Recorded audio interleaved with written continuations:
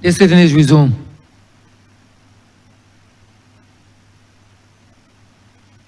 Honourable Leader, your opposition. Thank you, Your Honor.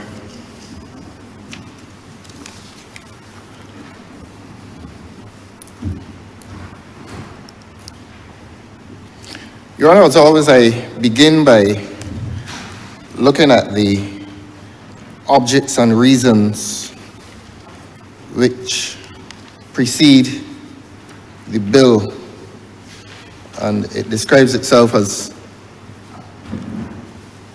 follows. This bill would amend the Insurance Act, Chapter 310, to enhance statutory fund enhancements and to make provision for a risk-based capital and insolvency regime.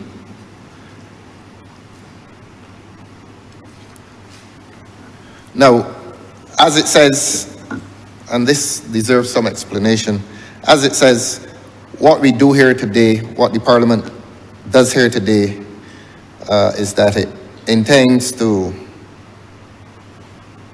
amend Chapter 3110 of the Laws of Barbados, the Insurance Act, which is a quite voluminous piece of legislation. I brought along my own, which covers insurance, matters of insurance across Barbados. Perhaps it is fit that one should read the title, the long title, to Chapter 310, which is the Insurance Act, which is being amended today. Permit me, sir. The legislation, the parent legislation, if one can call it that, which is being amended today, so that one needs to explain, if one needs to, that the amendment is really appending itself or amending a larger piece of legislation called the Insurance Act. So it is useful, therefore, to read the long title of the Insurance Act so that we have, and the public, since we come here to address the public as well, so that the public has an idea as to what is being done. And so that larger body of legislation called the Insurance Act carries a long title which says, an act to revise the law regulating the carrying on of insurance business in Barbados in order to strengthen the protection given to policyholders under the existing act, to increase the capital and solvency requirements of insurance companies, to expand the existing regulatory framework to include the regulating of all insurance intermediaries, and to give effect to matters related thereto. The civil law tends to concern itself with the rights of those who, in contractual relationships, are vulnerable, those who tend to have less power. And it is therefore not surprising that when the purpose of the Act is stated, the first purpose of the Act speaks to strengthening the protection given to policyholders.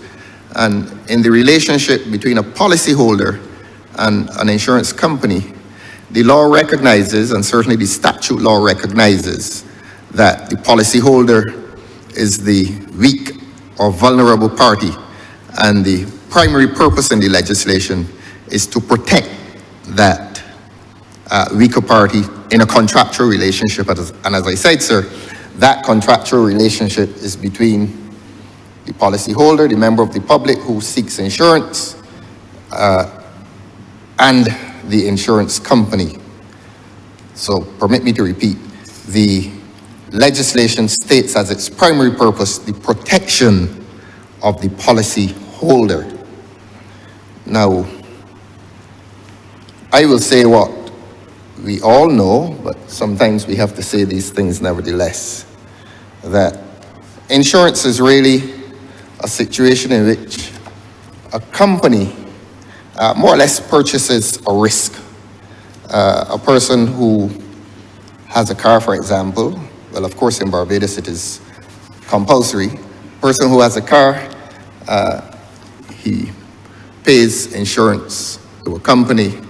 In the event that he loses that car in an accident or by whatever means, and the risk of accident or the risk of any loss of that vehicle is called insurance. The company is insuring against the risk, and if something happens to the car, the company pays you. That's almost basic, but sometimes we need to say these very basic things, and there are people who will tell you it is the purchase of a risk, so that is almost elementary.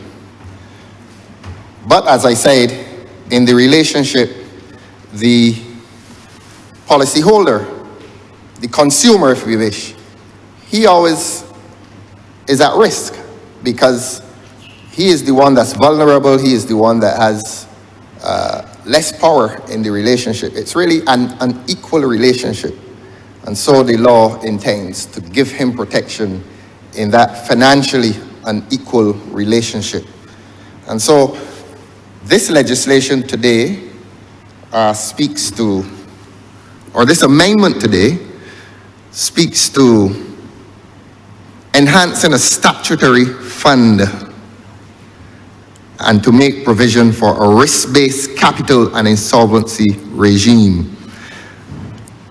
The public will be told that the statutory fund relates to the duty and the obligation of an insurance company to establish a fund so that there is always a reserve of monies that is available to pay persons who have suffered a loss.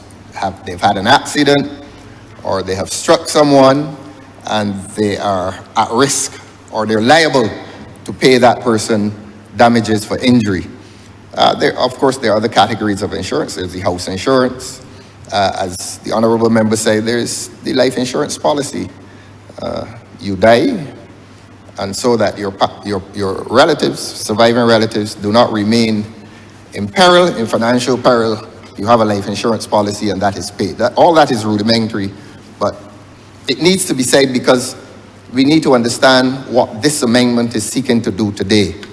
And this amendment is seeking to ensure that insurance companies retain that cash reserve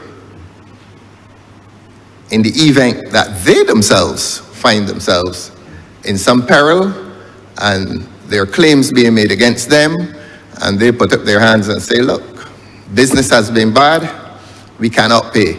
To prevent those circumstances, the government, by this legal regime, by this law, establishes a framework in which they must have a reserve, so that not only must they have a statutory reserve, and by that one means to say that they are required to keep an amount of funds that do not fall below the statutory or the prescribed minimum, so that there's always something there for the insured person, for the consumer, for the person who buys the insurance policy. But not only does the legislation pertain to mandating that insurance companies keep that reserve of funds, they must prove their insolvency, or rather they must prove that they're not insolvent. So the legislation seeks to prevent them from finding themselves in a state of insolvency. That's a developing area in the law of insolvency. And insolvency, let the public know, relates to an inability to pay debts. So that if an insurance company finds itself unable to pay its debts, it means that it cannot meet its contractual obligations to the consumer, to the policyholder, to the insured person. And the law aims to protect creditors. The law pertaining to insolvency if a company runs into trouble, for example, it has several debts, the law intervenes and seeks to resolve that situation in which the insurance company then falls under management, and sometimes it is even judicial management. Sometimes the court intervenes and the court appoints a manager to manage the situation of insolvency. Insolvency being a situation in which the company cannot pay its debts. And that management involves paying off creditors. And I would go as far as to say it must ensure that policyholders who are due to be paid are paid as well. Now, a lot of people mention bankruptcy and they want to know what is the difference between bankruptcy and insolvency. Bankruptcy is a more specific form of insolvency in which assets are distributed to creditors and the debtor, which is the insurance company that is in problems, that company becomes discharged from its debts. But bankruptcy is more specific. In a case of insolvency, sometimes the company recovers and continues to do business. So that is a general overview. The Honourable Member for Christchurch East Central did make some comments which are beyond the technocratic, which were more political than anything else. Thus far, I've resisted the urge to comment on those, to respond to those. But if I do so, before I do so, I want to look more closely at the legislation and to make some observations that catch my eye. And I want to go to section 22A of this legislation, which falls under section 4 of the amendment. And it says, section 4 of this amendment says, section 22A of the Principal Act is deleted and the following is substituted. You will permit me to read it, sir. The old 22A, let me read it, sir.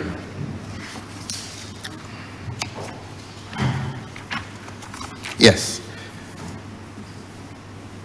The section that is being repealed by today's legislation reads as follows. A qualifying insurance company shall comply with the requirements set out in the fourth schedule with respect to its international insurance business.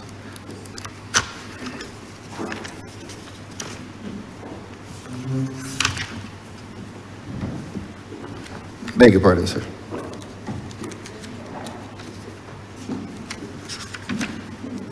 Yes, here's the fourth schedule. I'll read it again. A qualifying insurance company shall comply with the requirements set out in the fourth schedule with respect to its international insurance business. And the fourth schedule sets specific figures beneath which a company cannot go. Rather than describing it, I'll read what the fourth schedule says. A qualifying insurance company shall comply with the following requirements with respect to international insurance business. This is the present legislation which is being appealed today. A qualifying insurance company must maintain a solvency level, and that's operative. It must maintain a solvency level. In other words, it must maintain a financial status in which it is viable, a viable concern. And subsection 2 says, unless the supervisor otherwise determines, a qualifying insurance company shall not, in respect of its general international insurance business, be regarded as maintaining a solvency level if, at any time in its first financial year, the value of its assets does not exceed the amount of its liabilities by $250,000. So that the old legislation, or rather the existing legislation, is describing solvency, and it defines solvency as that difference between asset possession and liability. And it says, it states a specific figure. The difference between assets and liabilities must not be other than $250,000. I could read the others, but I won't, just to say that in another subsection, it reads, for example, that at any time after the expiration of the first financial year, the value of its assets do not exceed its liabilities by 1/5 of the premium income for the preceding financial year, where that premium income exceeded $1.5 million, but did not exceed $10 million. So that the point being made here is that specific figures are being mentioned in the existing legislation. What the Parliament comes to do today is to remove those specific figures that define solvency. As I said, Section 22 in the existing law defines solvency and refers to specific figures. Here's what today's legislation is doing. Permit me to read, sir. The new 22A, this is the 22A that will replace the existing 22A. The existing 22A refers to specific figures which define solvency. Here's today's amendment. An insurer carrying on insurance business of insuring risks located outside of Barbados and in respect of which premiums originate outside of Barbados shall comply with all requirements determined by the Commission. Those are the operative words. Subsection 2 again, subject to subsection 3, an insurer shall maintain capital, liquidity, and assets, including the custody of assets, in accordance with the requirements determined by the Commission. 3, the Commission may direct an insurer to increase capital or provide additional liquidity, as the case may be, in any form or amount. And subsection 4, for completeness, subsections 2 and 3 shall apply to Class 1 and Class 2 insurers. I use the phrase operative, or the word operative, when I read the phrase determined by the Commission. Now, what is significant about the amendment is that it does not define it does not define solvency according to figures, according to a difference between assets and liabilities. It leaves that determination now to the Commission. I know that the financial market is dynamic, that is its nature, and when you fix figures, the Parliament always needs to come back and to amend those figures by way of increase. For example, you are aware, sir, that jurisdiction in the civil magistrates' courts used to be, for many, many years, I think it was set at $2,500. If you were suing somebody for an amount exceeding $2,500, you had to go to the High Court. And that was not a tenable situation, because one of the natural incidences of economic life is inflation. And inflation is natural, it's a natural economic phenomenon. So that the law tends to lag. And in 1970, $2,500 was a lot more money then than it would be in the year 2000.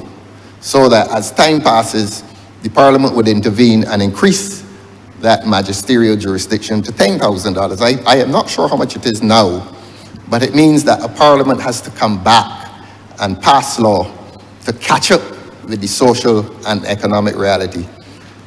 This legislation is interesting. This legislation here does not do that increase.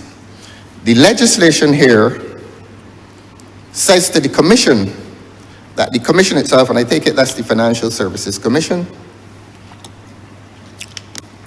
that the Commission makes a determination as to insolvency, as the financial viability of a company.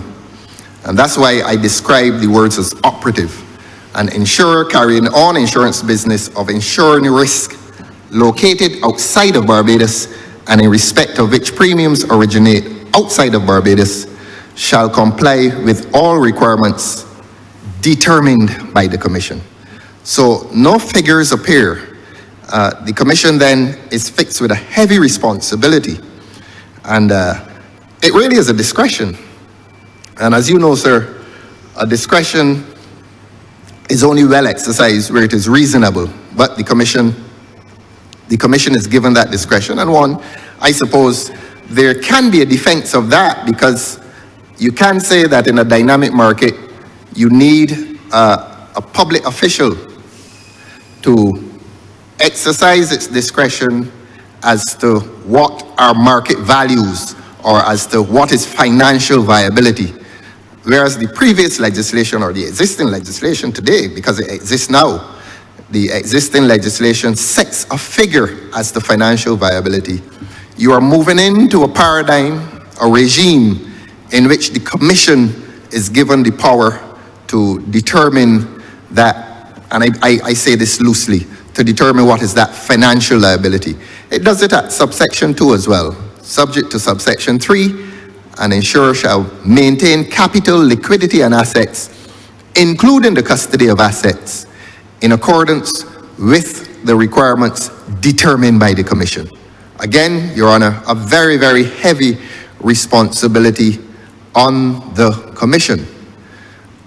I may go as far as to say that that is a responsibility which is handed to the Commission in this legislation, and supposing the Commission errs, as all humans do, supposing that Commission errs as to what is financial liability, because remember, Your Honor, that we are dealing here, as the legislation says, an insurer carrying on insurance business of insuring risk located outside of Barbados, and in respect of which the premiums originate outside of Barbados, shall comply with the requirements determined by the Commission.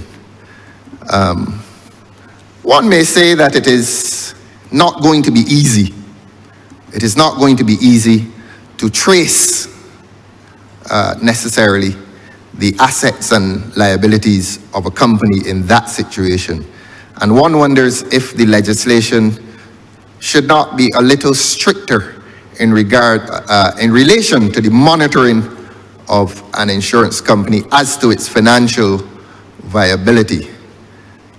It mandates as well, I read it again, subsection 2, that an insurer shall maintain capital, liquidity, and assets, including the custody of assets, in accordance with the requirements determined by the Commission. Again, I repeat, heavy responsibility placed on the Commission. How does the Commission, I suppose it can, but how does the Commission manage to monitor or trace the activities and the viability of these companies? That's a question that I ask, and I think it is a reasonable question to ask. Section 25, the same thing happens. Section 25 of the legislation, which is to be amended by this Parliament today, I believe. And the amending section here is section 5. Permit me to read it, sir. Under the rubric, establishment and maintenance of statutory funds. And this one is as important. This deals with the maintenance of statutory funds. In other words, the government always wants to be sure that an insurance company can meet its responsibility in the event of loss to the consumer, to the insured person, to the vulnerable person, to the weaker person in that financial relationship. The law always is, to the insurance company, you must have a fund that will satisfy Barbadians who purchase the risk of loss, who purchase an insurance policy. So that's the importance of statutory funds. I heard the honourable member for Christchurch East Central, speaking of risk and so on and liabilities. But permit me to read what this legislation today is doing under the rubric Establishment and Maintenance of Statutory Funds. Section 25, subsection 1, the amending section, all companies registered under this act to carry on long-term business or motor vehicle insurance business or both in Barbados shall establish and maintain a statutory fund in respect of each such class or business, so that this one comes to the most ubiquitous of all the insurance policies in Barbados. I'm not sure, but if we have more motor vehicles insured than we have houses, I suspect we do, because motor vehicle insurance is compulsory, house insurance is optional. So I suspect that this is the most ubiquitous of all of the insurance policies in Barbados, motor vehicle insurance. And in relation to that, in relation to the motor vehicle insurance business, you must have this statutory fund. We have accidents every minute of the day, and there's some loss, if not to life, there's loss, there's bodily injury, and there's certainly property injury. And you always hear insurance companies complaining that people are not conducting themselves reasonably on the roads, and they don't do that because they're morally involved in people's safety. They do it because if people do not drive safely, they lose money. They have to pay out on policies. And so this one deals with motor insurance. Goes on to say a statutory fund shall be established at the date on which the company commences the carrying of either class of business. Again, statutory fund. You must have that statutory fund. And subsection 3, a statutory fund referred to in subsection 1 shall be established and maintained in accordance with any directives and guidelines issued by the Commission.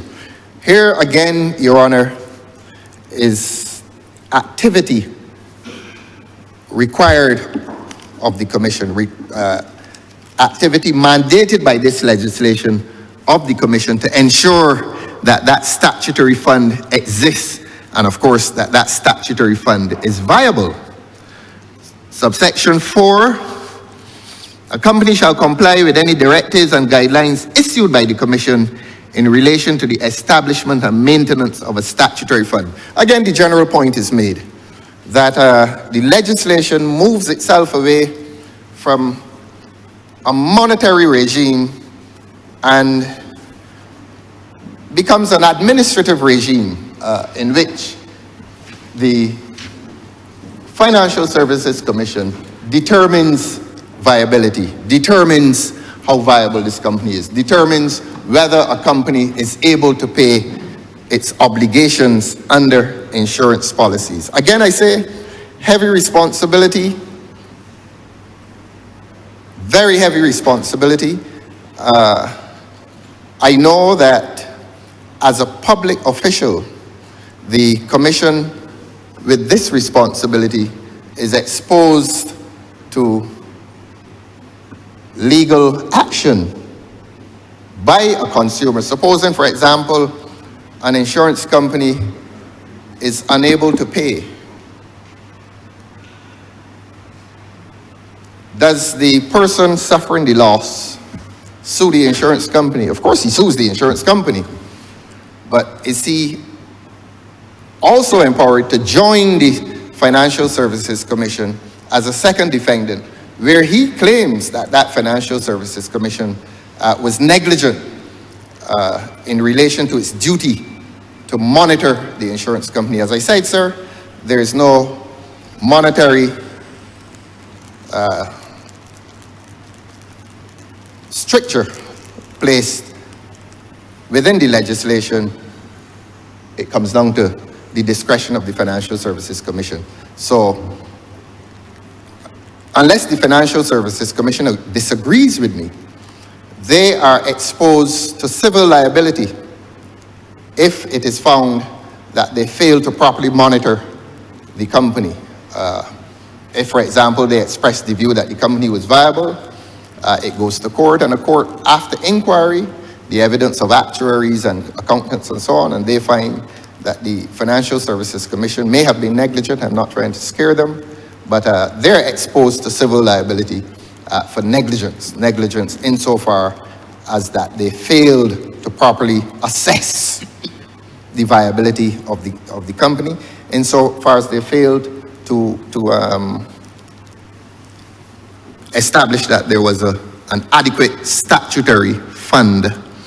So this legislation, as I said, Your Honor, puts a very heavy responsibility on the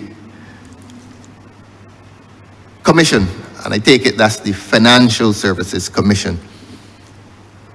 I sum up by saying we move from financial or a regime that is monetary, and we move to a regime that imposes supervision that does not restrict itself within monetary limits. The old legislation, or rather the existing legislation, speaks to monetary limits. This amendment today speaks to the exercise of a discretion. Is that to invite danger? I don't know.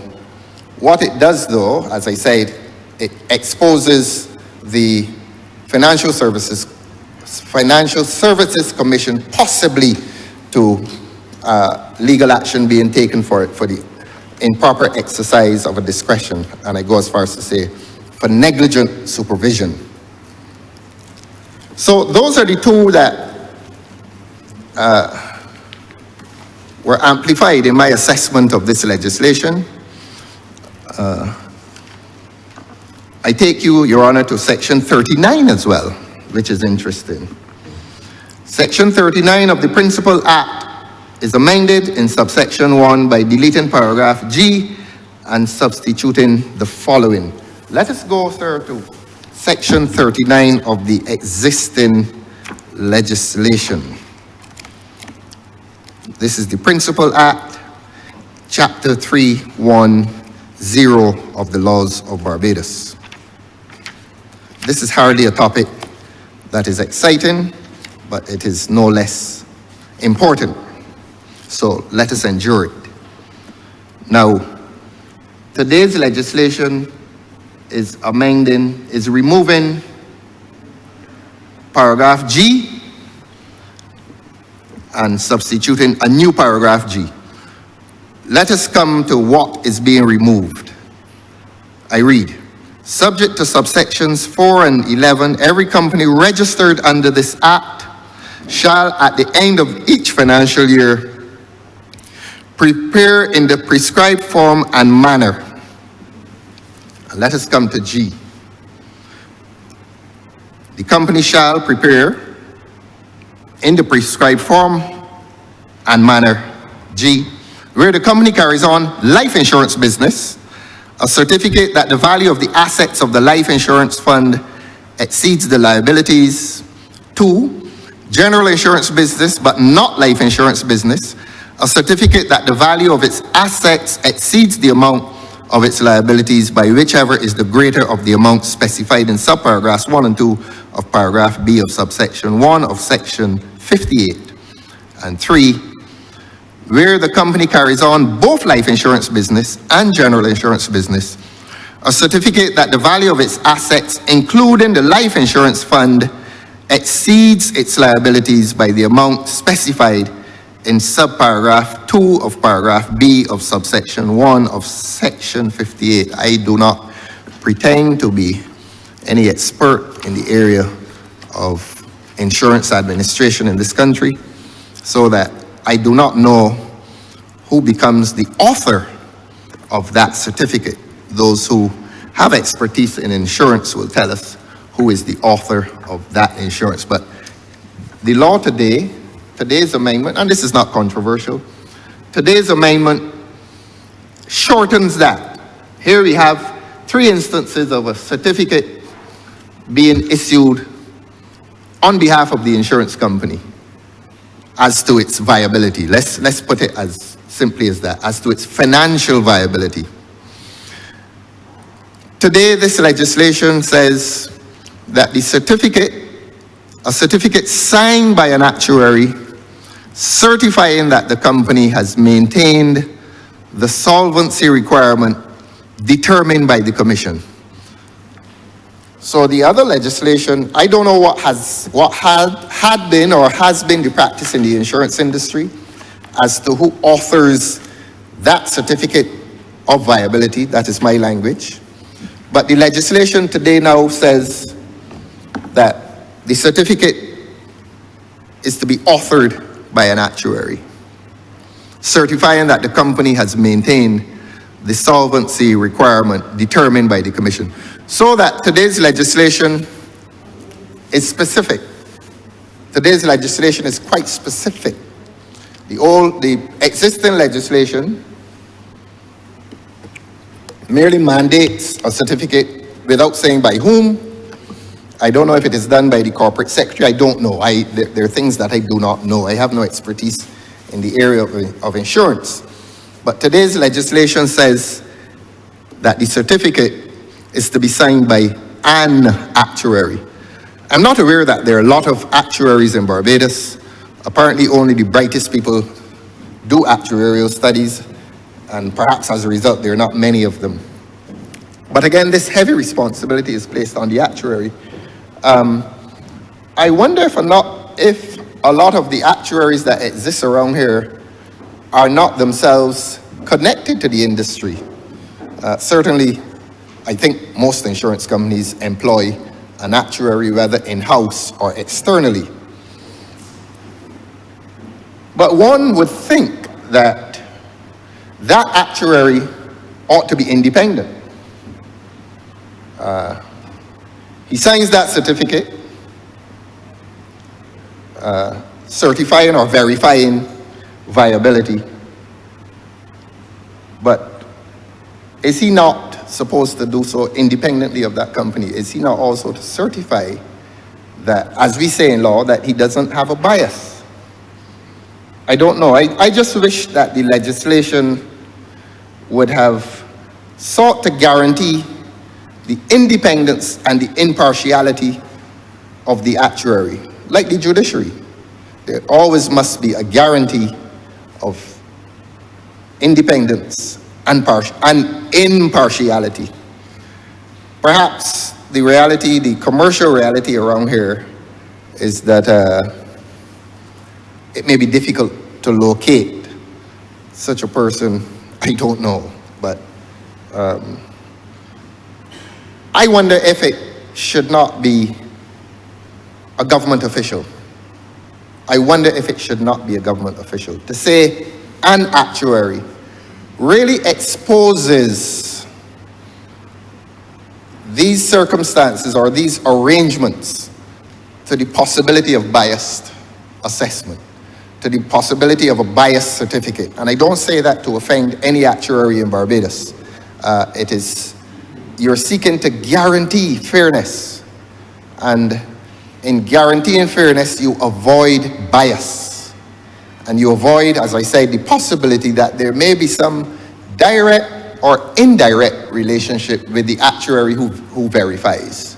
Now, obviously, if the actuary is working with the company, there's no question as to the possibility of bias, and you understand the law relating to bias, that it is not necessarily actuality of bias, but it is the appearance, it's the possibility. And in law, the possibility of bias is as wrong as the appearance of bias. The law treats them equally. In other words, the law seeks to create that distance between the judge, because this person is making a judgment, so that's why I say the judge. The law seeks to distance the person making this judgment, because he's issuing a certificate, he's certifying, and the law would seek to create a very wide distance between the person expressing this opinion, expressing this judgment, and if there's any kind of a relationship with the company, the law would fix him with bias. That's the term we use. It would fix him with bias.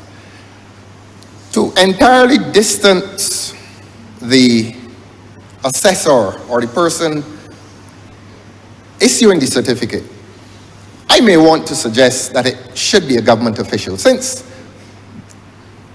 in the exercise of its sovereign rights of the government of Barbados, the government has the power to intervene in these relationships, to intervene in any business, including insurance business. And if it is seeking to do that to protect the weaker party in the relationship, the consumer, if it is seeking to do that, perhaps the guarantee that justice will be done, is that you should have a public official exercising his judgment nevertheless, because the government official will be deemed to have no obligation, to hold no obligation to the company in private enterprise, to the company in the private sphere. So that is just an observation. I would prefer that the government relook that and be more specific as it relates to the person, the actuary, who certifies that the company has maintained the solvency requirement determined by the Commission. Again, remember, Your Honor, it is the Commission that determines solvency. It is the Commission that determines whether the company is viable. It is the Commission that determines whether the company is able to pay its debts, is able to pay its obligations under insurance. So that is the duty of the Commission. But the Commission's work is subject to the scrutiny of the actuary, because the Commission is not necessarily populated by actuaries. The Commission is obviously taking advice from accountants and actuaries and so on. And the legislation says an actuary. An actuary is, to my mind, too broad. It really is too broad. Who is this actuary in the private sphere who is given this heavy responsibility? Again, I say, sir, I would err on the side of giving that heavy responsibility to a public official. And if there is no public official, beg your pardon, sir, if there is no public official who is qualified as an actuary, what do? You go overseas. You go to one of the other Caribbean islands where you may find an actuary who is definitely not connected to the operation, definitely not connected to the company, definitely not, as we say, in a situation in law in which you describe him as a judge in his own cause. As I said, he's making a judgment, he's expressing an opinion, a professional opinion as to the viability of a company. If he's involved in that company professionally, whether directly or indirectly, you call him a judge in his own cause. And that is one of the principles of natural justice, that a man cannot be a judge in his own cause. A lot of people are not aware that the principles of natural justice apply universally to many relationships, and certainly it would apply in this event where this amendment probably collides against the principle of natural justice, that if you say an actuary, this legislation is exposing the Commission to charges that it may have employed a judge in his own cause, that it may have asked an actuary, or it may ask an actuary to do an assessment of a company with which he may have some kind of professional relationship, directly or indirectly, or in which he may have demonstrated biases. So I think this section is a little difficult. It's a little difficult, and I would hope that the government would consider it and, as we say, tighten it, because ultimately as the Principal Act says, what are we doing? We are seeking to protect the, let me read it again, sir.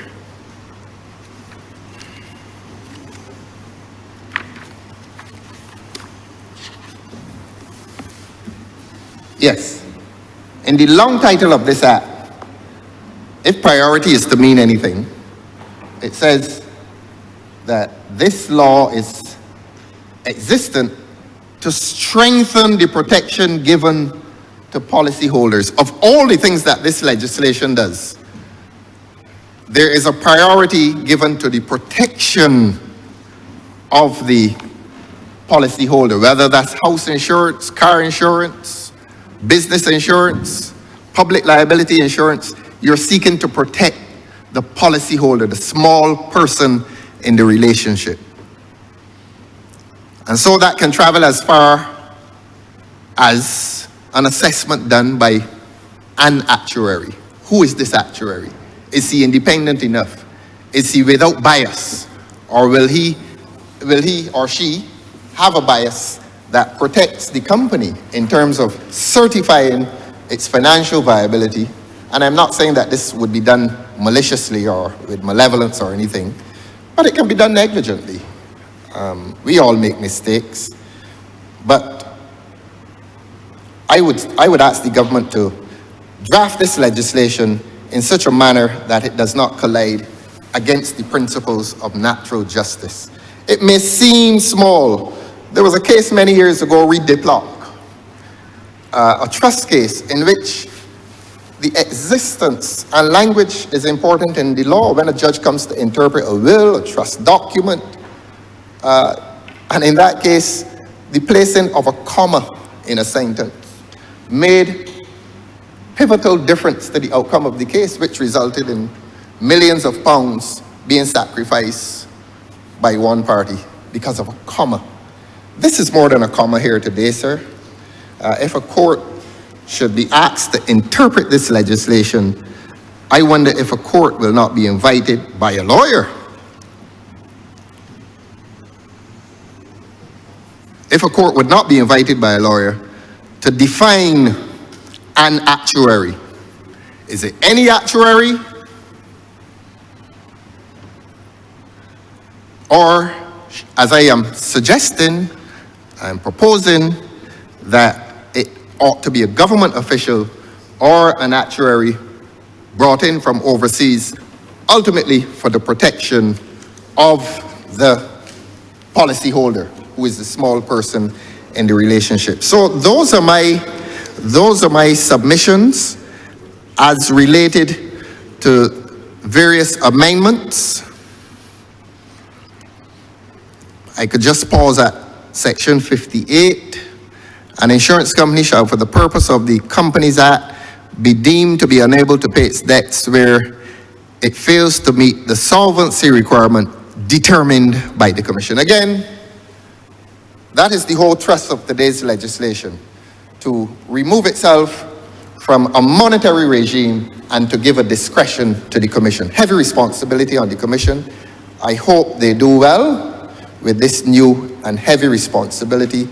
But one, this legislation is exposing the Financial Services Commission to a lawsuit, to liability, possible liability on charges of negligent supervision. It's the Commission on charges of negligent supervision in the event, as we know, something seems quite often to go wrong in business. I was about to say always, but not always. Something often seems to go wrong in business, and that is why we have lawsuits, that is why we have the courts, that is why we have sometimes protracted litigation springing from these commercial relationships.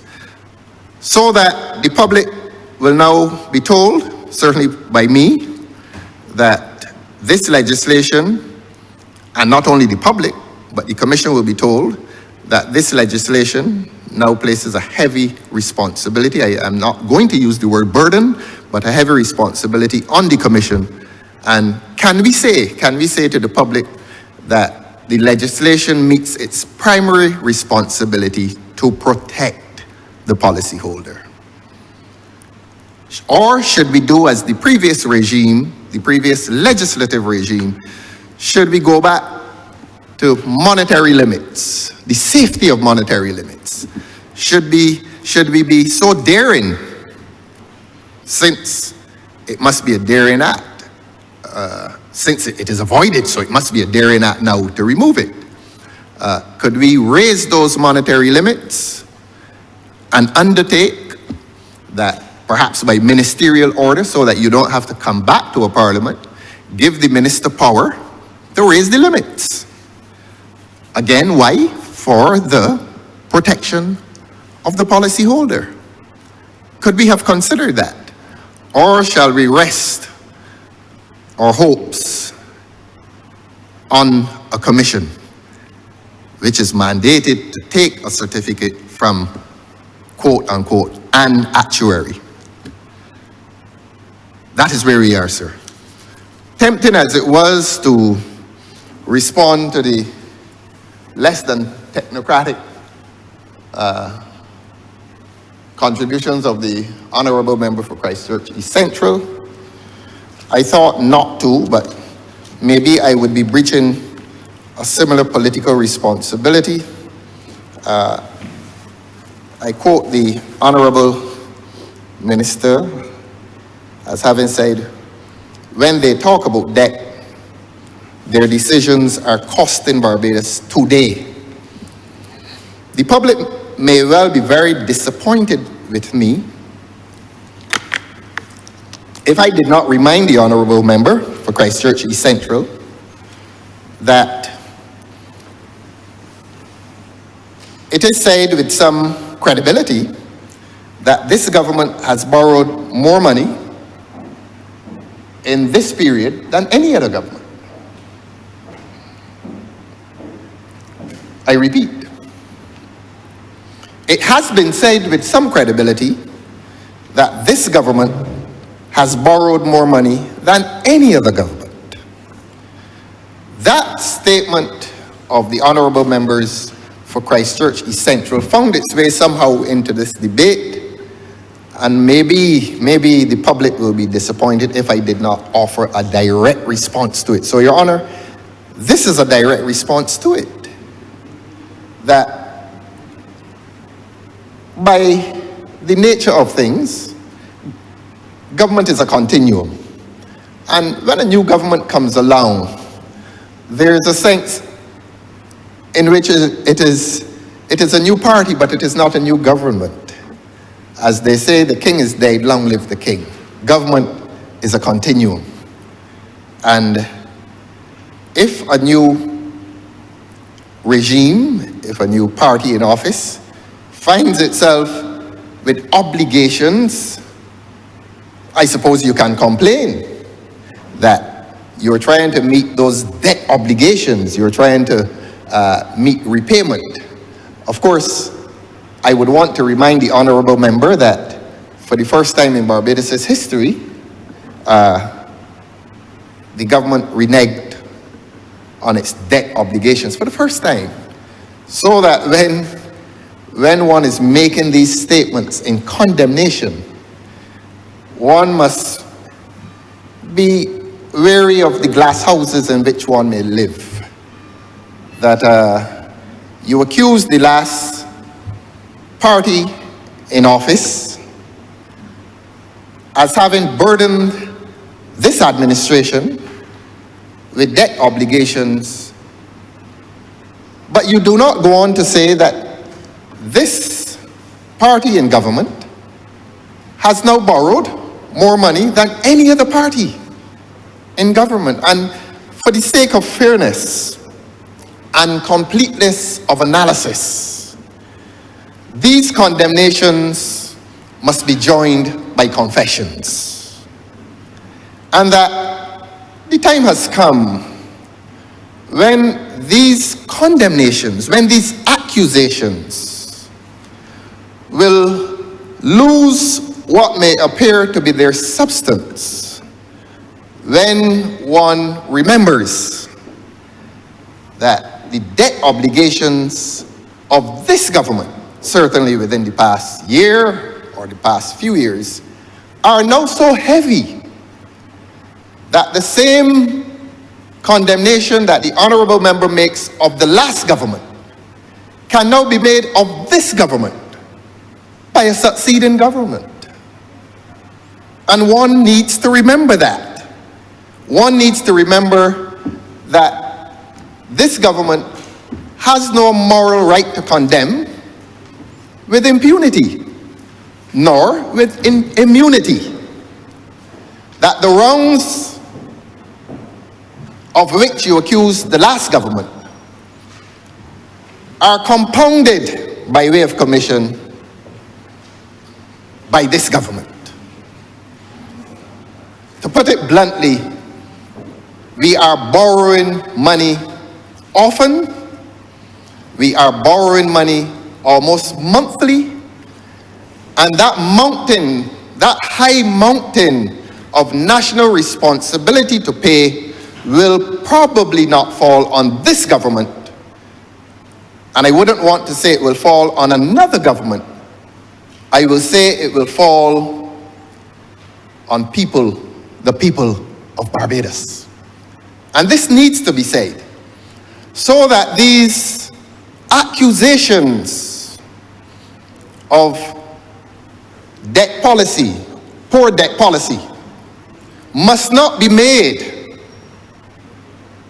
in a manner that shields this government from its moral responsibility not to repeat the same, and certainly not to repeat the same by exceeding those previous amounts borrowed. Let us as a country agree to that. Let this government, just permit me to say it please, let this government confess to the people of Barbados that these repayment obligations in all likelihood do not fall within the life of this government. That this government may be postponing this country's pain to future generations. And I would not engage in hyperbole, but to a future generation. Since I'm not aware, speaking honestly, that the repayment obligations will stretch for generations, but they certainly will stretch well into the future. And so, I think the government needs to be more sober in its public discourse. I think the government needs to be more candid in its public discourse. I think the government needs to be more businesslike, to have a businesslike discourse with the people of Barbados, to be less alarmist about the past, which is the past, and to be sober about our present circumstances, and to say this government is in office. The government probably rejoices in the fact that not only is it in office, but it is in power. And there's a fundamental difference between office and power. And I would urge the government to return to the people of Barbados with a more frank discourse. And rather than looking back, invite the people of this country to look forward. Look forward a year from now, 2 years from now, 3, 5, 10 years from now, and say to the people of this country, what will be the consequences of the government's present escapade of borrowing? I can't put it any differently from that. It's an escapade of borrowing. It is, or an epidemic, if you wish. It's an epidemic of borrowing. And I don't speak with the authority of an economist, but being exposed to the arguments of economists, this government should not feel that it has to respond to a lawyer. I invite the government to respond to the economists. There are credible economists in Barbados, and I suspect that those economists who we will term public intellectuals, those academics and intellectuals who exercise the courage to visit the public domain of discourse in economics, I invite the government to speak with them, to incline this government's ear to their discernments, and to hear them say, not a lawyer, to hear them say that this government is putting this country in peril with the magnitude of its borrowing, and not to look back. As we often hear, what was done is done. If this government believes that it has corrected something that it says was done,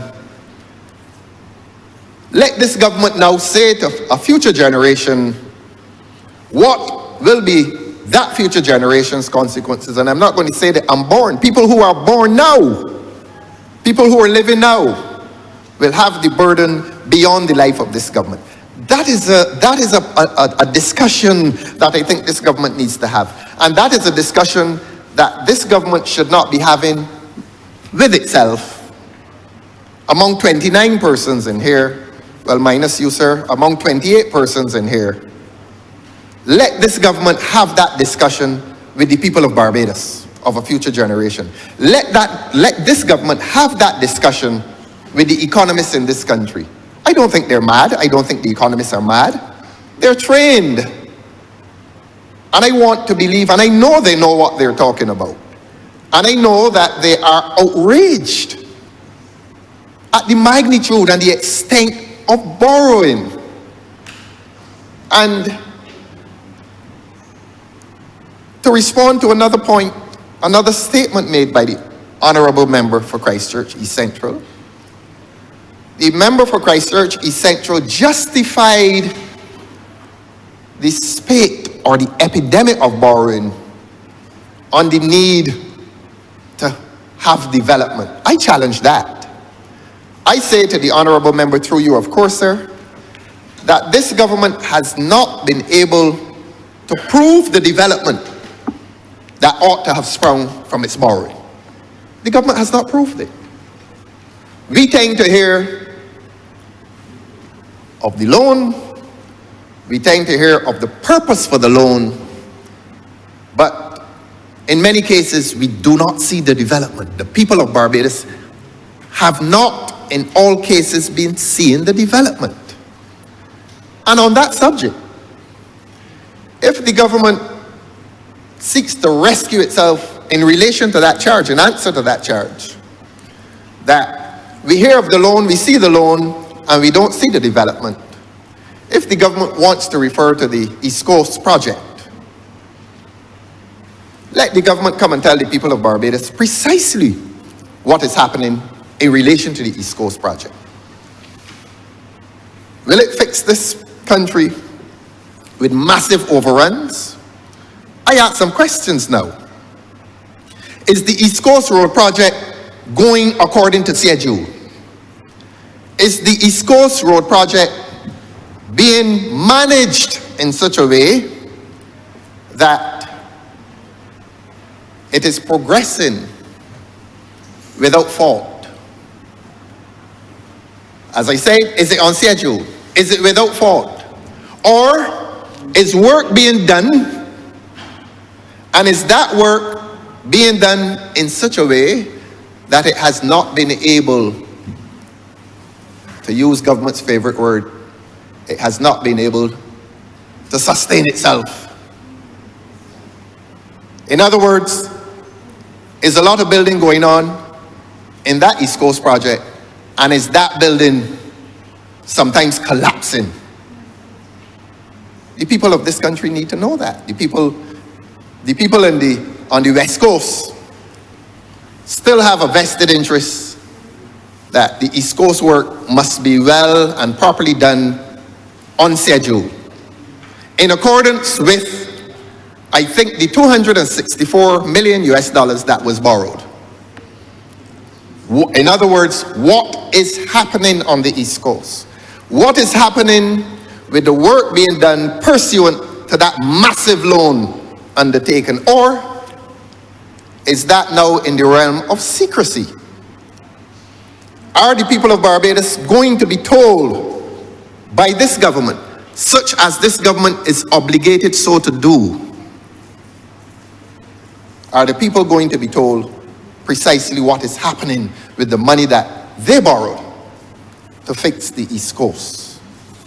I will not accuse anyone of negligence, but what I will do, I will ask this government to meet its obligation to report to the people of Barbados and to take that roadwork project out of the shroud of secrecy and make firm declaration. In other words, when will it finish?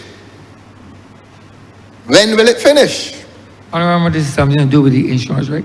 Yes, yes, yes. I just want to ensure that you tie it in yes, indeed. with the particular amendment relative to the Insurance Act, Honourable Member. Yes. I was on the subject.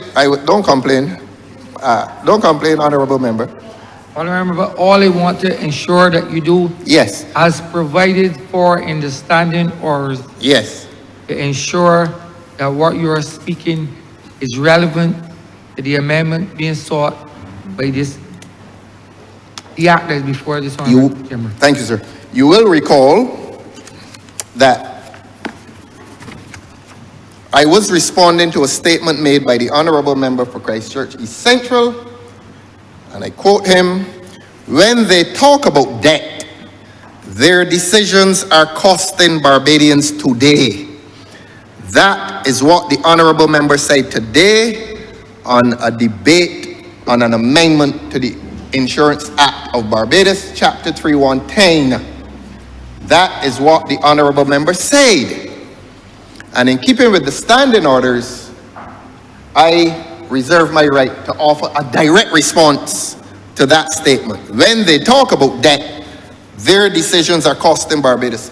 In relation to that statement, Your Honour, I respond to the Honourable Member and say to him that the debt incurred in relation to those roadworks is costing Barbadians today. That is all I'm saying.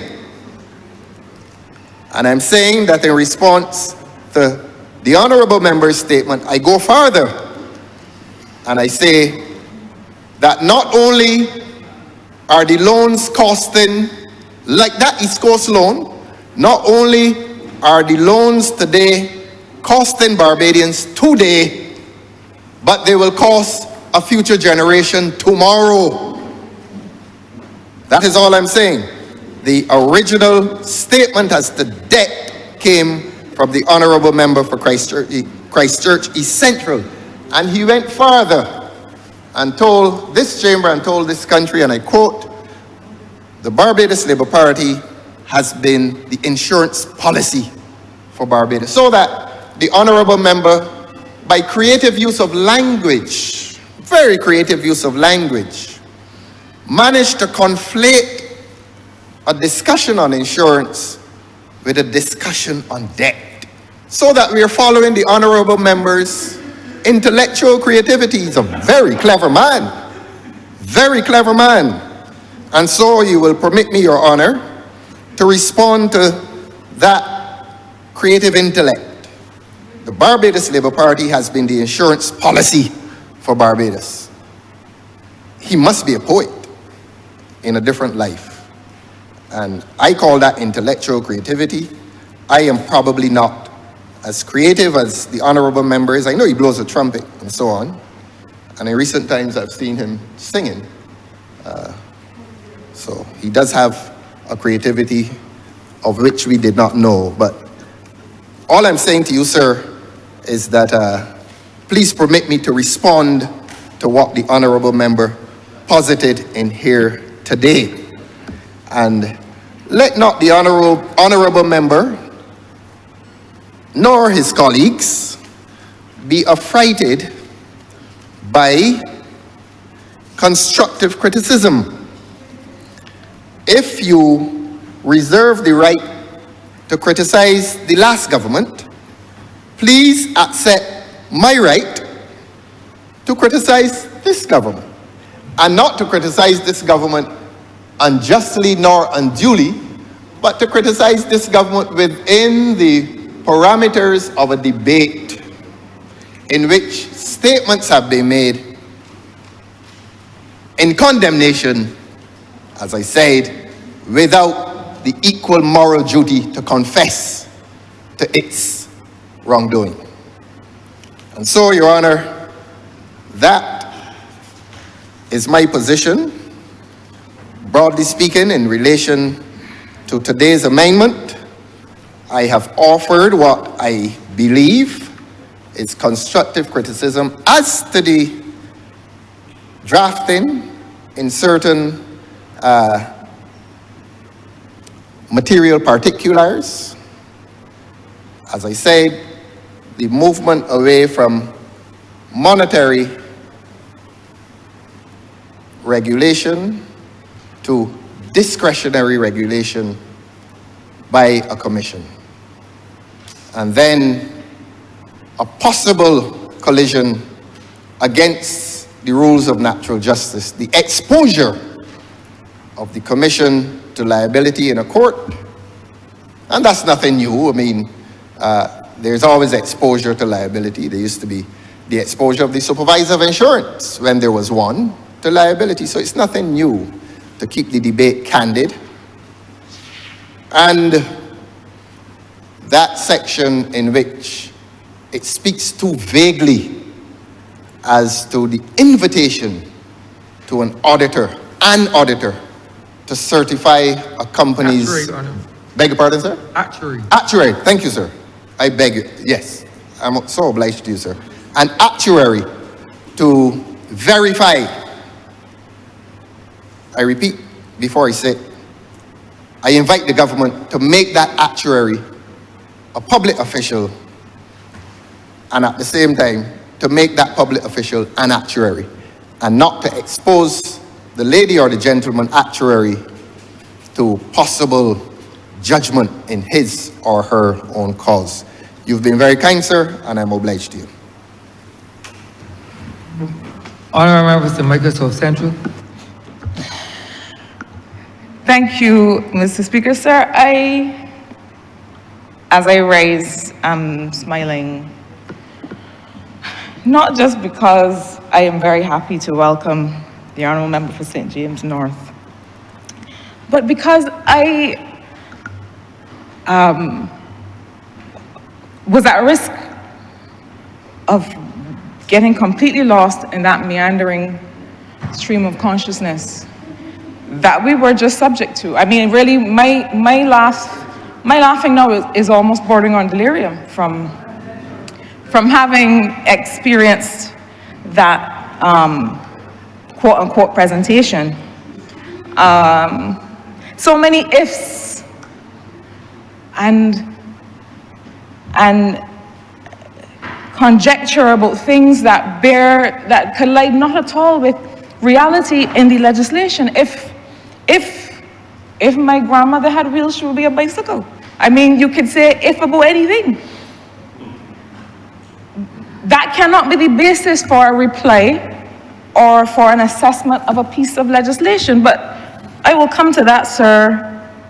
I cannot come to my feet on this occasion without officially registering my congratulations to the Honourable Member for St. James North for being with us in this honourable place today. You know, around 2017, 2018, when we were many of us were in pursuit of the achievement that the Honourable Member has now met, he supported many of us in that pursuit. And I recall making a call to this person that I was just meeting and just hearing some of his thoughts and ideas for the development of the country, and asking him to speak at one of the meetings in my constituency, and he came right away and he spoke impressively. And what many people outside of St. James North may not have yet discovered is that after he spoke creditably, then he was ready to lime extensively, which is also a part of engagement. Also ready to listen closely. For those of us who were with him over the last month or so, one of the things that you will observe is that once he is speaking to a constituent, you cannot interrupt him. His focus is complete. And so I had to take a couple minutes, sir, to be able to speak to the character and the focus of the person, and to officially welcome the Honourable Member to this place. Sir, you know, it is difficult for me, and this does not happen often, to even begin to frame any kind of reaction to the member who spoke before, the Honourable Member who spoke before me. To hear the words in an intervention, "This is more than a comma," in response to two words in an amendment, the two words being "an actuary," really tells us that we have gone beyond the pale. The fact is, sir, that these amendments do something that modern legislation increasingly is doing, which is helping to shift the burden of reporting and of accurate reporting to the companies, to the private sector, to be able to make sure that beyond having static limits for statutory funds, that the kind of information that is reported by these insurance companies, how often it is reported, the categories of data, all of those things lend to the Commission, the Financial Services Commission, being able to monitor in an ongoing way what the levels of profitability, the nature of assets, and so on that are reported as a part of the insurance business being carried out by this company. Shifting the burden of accuracy and accountability to those in the sector is nothing new. Being able to govern or to monitor by guideline, the central bank does it all the time. Not everything is prescribed in regulations or in legislation. Other financial institutions that are tasked with governance and are tasked with surveillance and supervision do this all the time. Issue from time to time guidelines to be able to control or to perform surveillance on the activity of the companies or the banks and so on that they supervise. And now we are being asked, having been told that there may not be any credible actuaries in Barbados, I don't know where that has come from, because there are several. Now we are being asked, now this is a bit of a pivot now from saying we're bringing in too many people. Now we're being asked to bring in people to perform a function that is done every day. It is no different from an accountant preparing a financial statement on behalf of a company that then becomes subject to surveillance, or then becomes subject Your to Honor, supervision. may I raise on a point of order, What is please? the point of order? Yes, I think the Honourable Member is misleading the Chamber when she misquotes me as having said that there are no credible actuaries in Barbados. I don't believe you heard me say that, sir. I would have said that there are actuaries in Barbados, but always the possibility maybe that they have a direct or indirect relationship with the company. I would not want it to go abroad, whether by mischief or by accident. To hear the honourable member say that, I say that there are no credible actuaries in Barbados. In fact, I went on to say that the actuaries tend to be very bright people, except that it may be difficult, and that they're so bright, so there's few of them, few people who do actuarial studies in Barbados. And that I said that because the numbers may be so small, the numbers of actuaries are comparatively small in relation to other professions, that you may have to find that it is difficult to find one who is not directly or indirectly related to the companies. I'm obliged to you, sir. Continue, Honourable Person. Thank you, sir. I Central. will not spend too much time debating this, except to clarify that I did hear correctly. The notion that because this is an area where people are so bright that you don't tend to find many in Barbados, I don't know what that means to tell us about the level of intelligence of Barbadians. I was reporting that exactly what I heard, and Hansard will bear me out. But I move on, sir. And the fact is that actuaries, accountants, people that work in financial services are in the habit of preparing financial statements and records on behalf of companies as a part of their professional duty, and indeed keeping to a certain professional standard. Just as lawyers are meant to, just as any other profession is meant to. And so the fact that one, and I'll get into a little bit more into why we are seeking to move to a regime that is more flexible, but I would not want for Barbadians to believe that it is impossible to find an actuary without some tie to a company. The actuarial services that are provided to companies are just as regular as any accounting services or legal services or any other. It happens in Barbados every day. And so I set that aside, sir, as quite frankly, not even worthy of a further discussion. Sir, the fact is that these amendments to the Insurance Act become necessary because of the constantly evolving insurance industry and really the overall investment space in which we find ourselves. We have seen, and we've experienced it in Barbados, that there are all kinds of new products coming on the market. There are all kinds of differentiated services coming on the markets, and increasingly, borders are being removed more and more. When it comes to international financial services, which in fact has been one of the areas that has contributed to the tremendous growth here in Barbados over the last 3 decades. More and more, this is becoming internationalized. We've seen just recently the establishment of an insurer here in Barbados whose insurance products are related to blockchain technology. We are seeing more and more with our interest in and our need to have concerns about the climate crisis, that there are all kinds of climate-related insurance products and all kinds of climate-related insurance questions. We've seen that there are new carbon market platforms where carbon pricing and the sale of carbon credits also now necessitates a completely different accounting and insurance framework.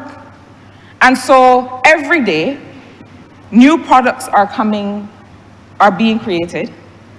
And it means that the existing legislation that simply sets a dollar amount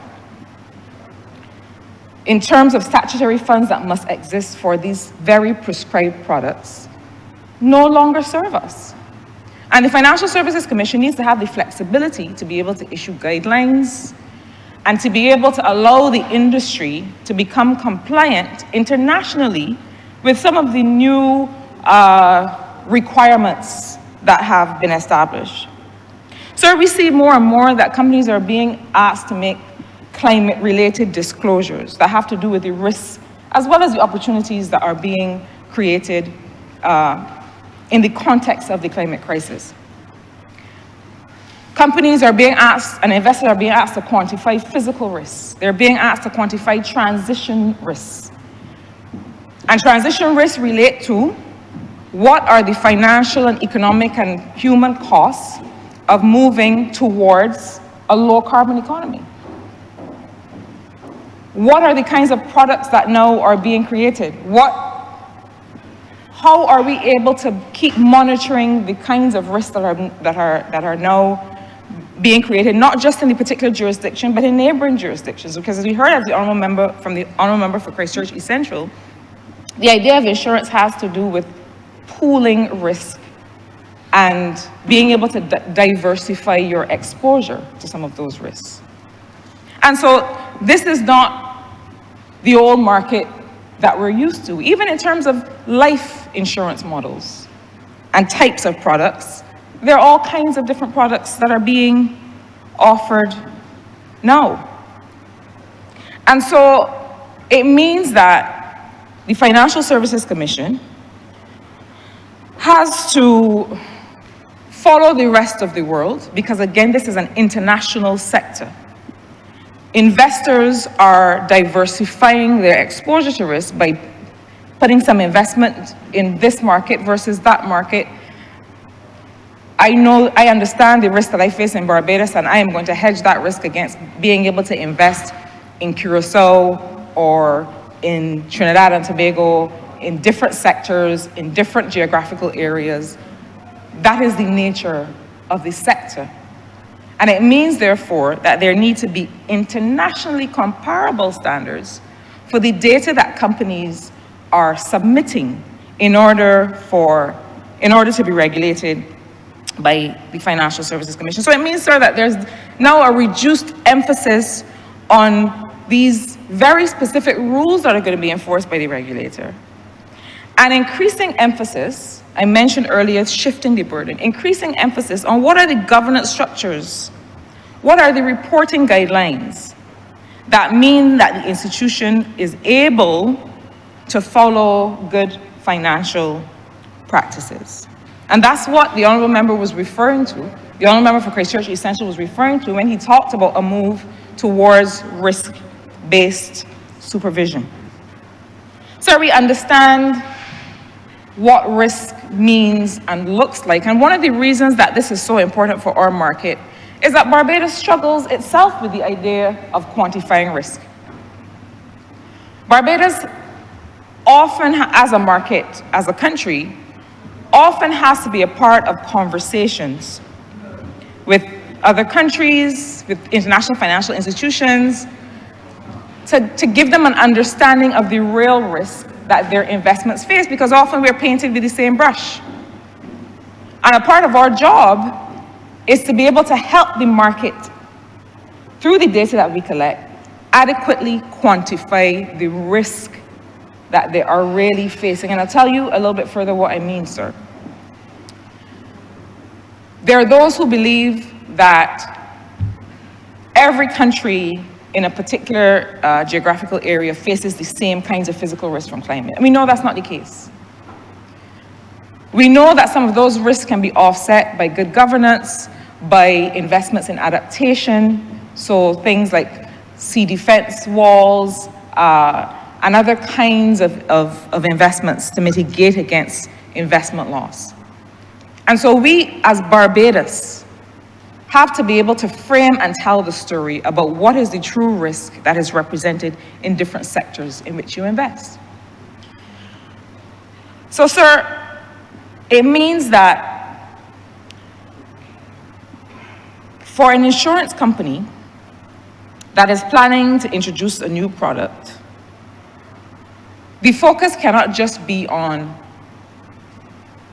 what is the quantum of resources that you've set aside, but it has to be on whether the insurer not just has sufficient capital, but whether the way that they're collecting information, the way that they're categorizing assets, the kinds of supervision they themselves are involved in are going to allow them to adequately manage current and future risks. Sir, in 2017, the International Accounting Standards Board introduced something called IFRS 17, the Honourable Member for Christchurch East Central made reference to, the International Financial Reporting Standards. This is in 2017, and they were meant to come into effect from 2021, but eventually, because countries and companies had to prepare, they determined that these would come into effect, I believe, from the beginning of 2023. And it gives a bit of an indication of how the industry is changing and why these changes are necessary. So for example, under the old IFRS 4, which was established in 2004, companies were measuring insurance contracts using historical information. We suffer from that, sir. We in Barbados suffer from that. We suffer from being assessed on old measures of GDP. So you know what that's like. You can't really have a dynamic economic response or economic assessment if you are measuring based on old data. And so under the new IFRS 17, companies have to measure insurance contracts at current value. Companies have to consider the value of money, the time value of money, when it's estimating payments to settle claims. Companies have to measure insurance contracts based on the obligations that are created by those contracts, so that companies have to be able to report more clearly on their profitability. These are the kinds of changes and the kinds of reporting that have now become necessary for markets in Barbados and for companies in Barbados. The application of consistent accounting frameworks across all jurisdictions. So this IFRS 17 is really the first international accounting standard that applies to all countries.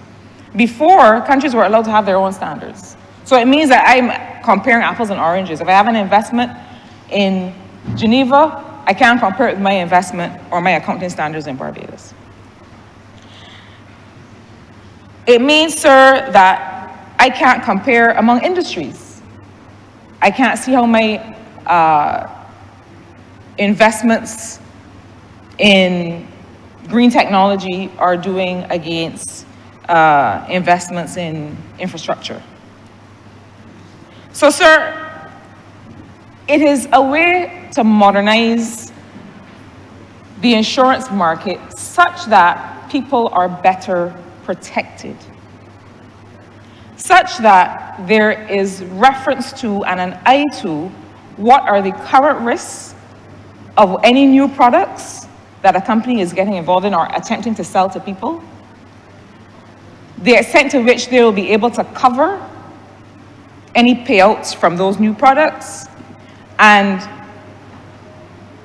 being able to also monitor the governance arrangements in place to make sure that those companies, it's not just about having a set of money that you put aside, but given the day-to-day risks that keep changing every day, is that stock of money enough to cover everything that you might face, enough to cover any call that a client may make on the insurance contract that exists.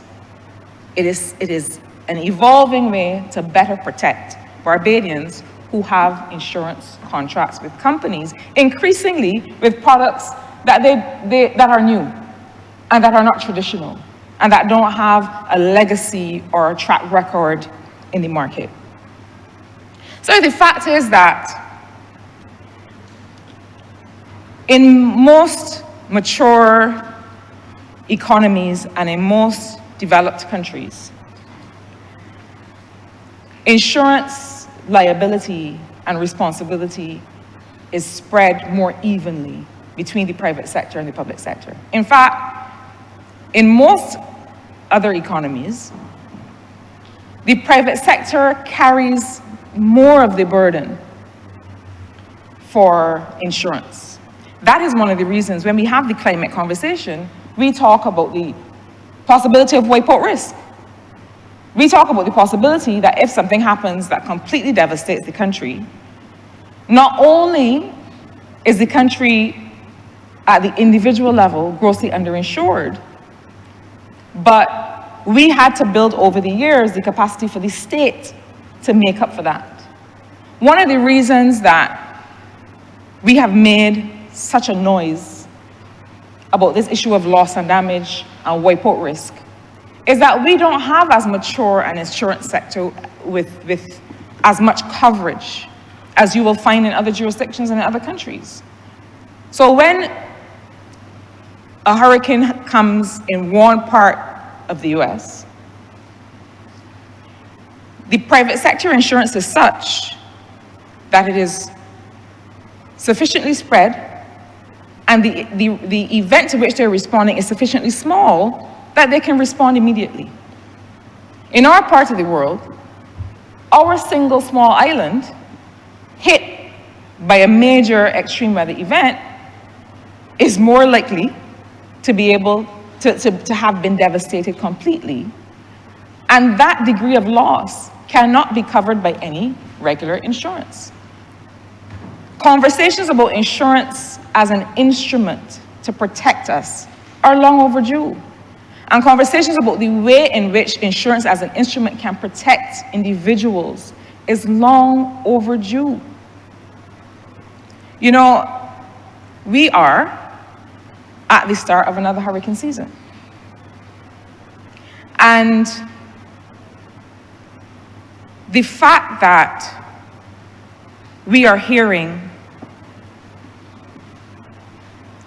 still about the underinsurance of individuals with respect to homes and other assets is worrisome.